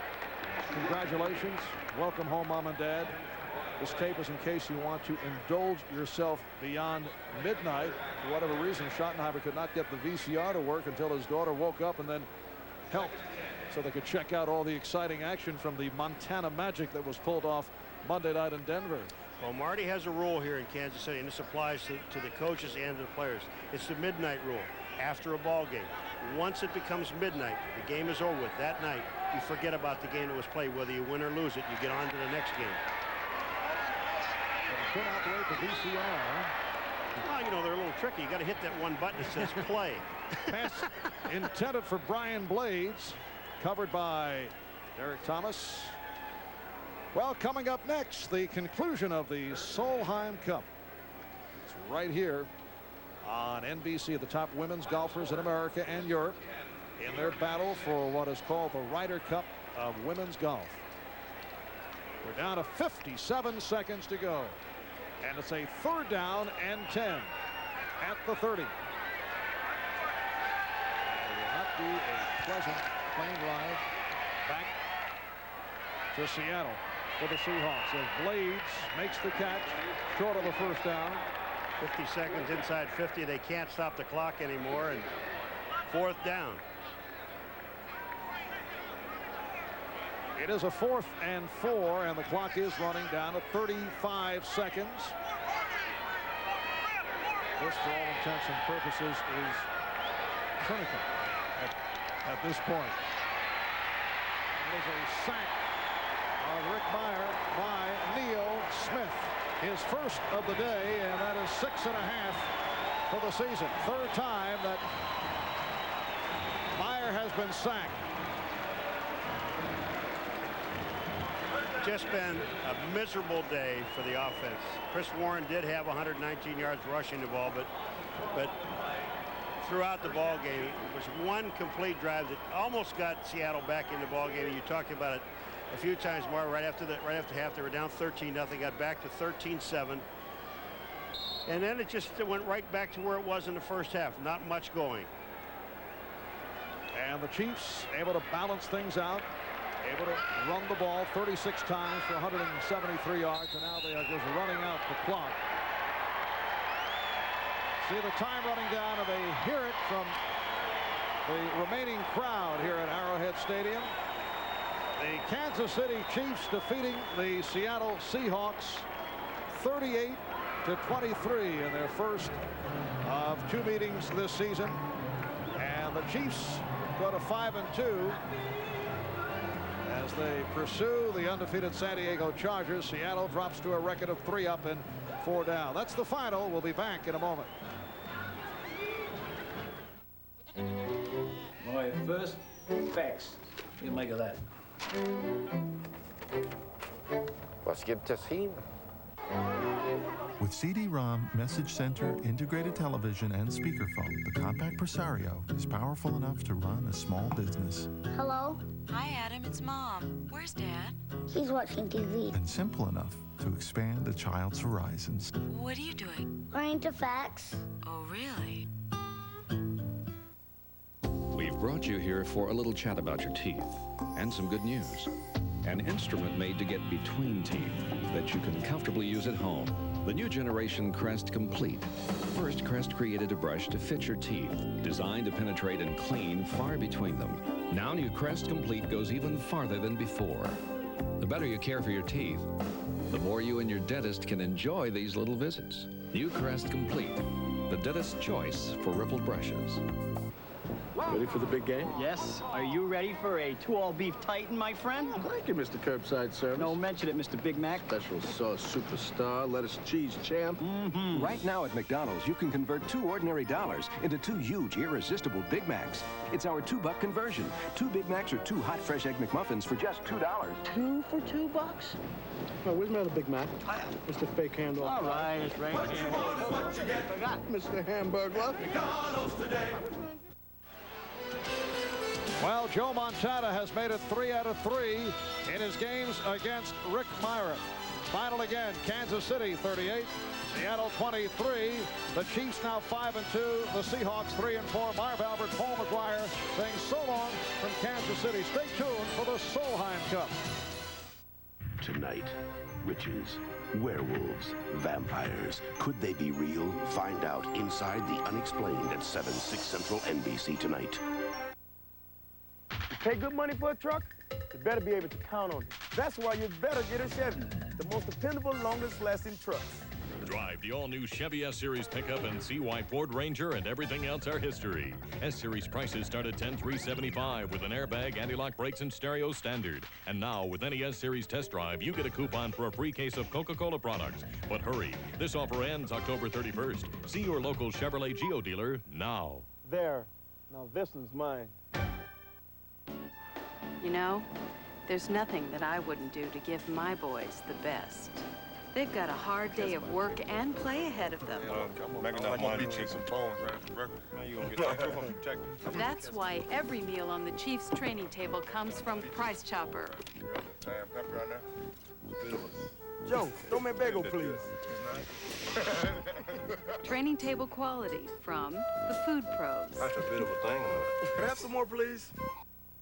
We're at the Chrysler test track, along with off-duty police officer Kirk Harris, to test drive the performance of the 3.5-liter 24-valve Eagle Vision. You think he can handle all that power, officer? We're trained to go fast. Well, you have a nice day, then. That was great. Those 214 horses really moved. What'd you get the speedometer up to there? You know, I don't know. I wasn't paying much attention. Hell, I was. I'm going to need you to step out of the car, sir. Let's go. Test drive a Vision at your Jeep and Eagle dealer, or call them.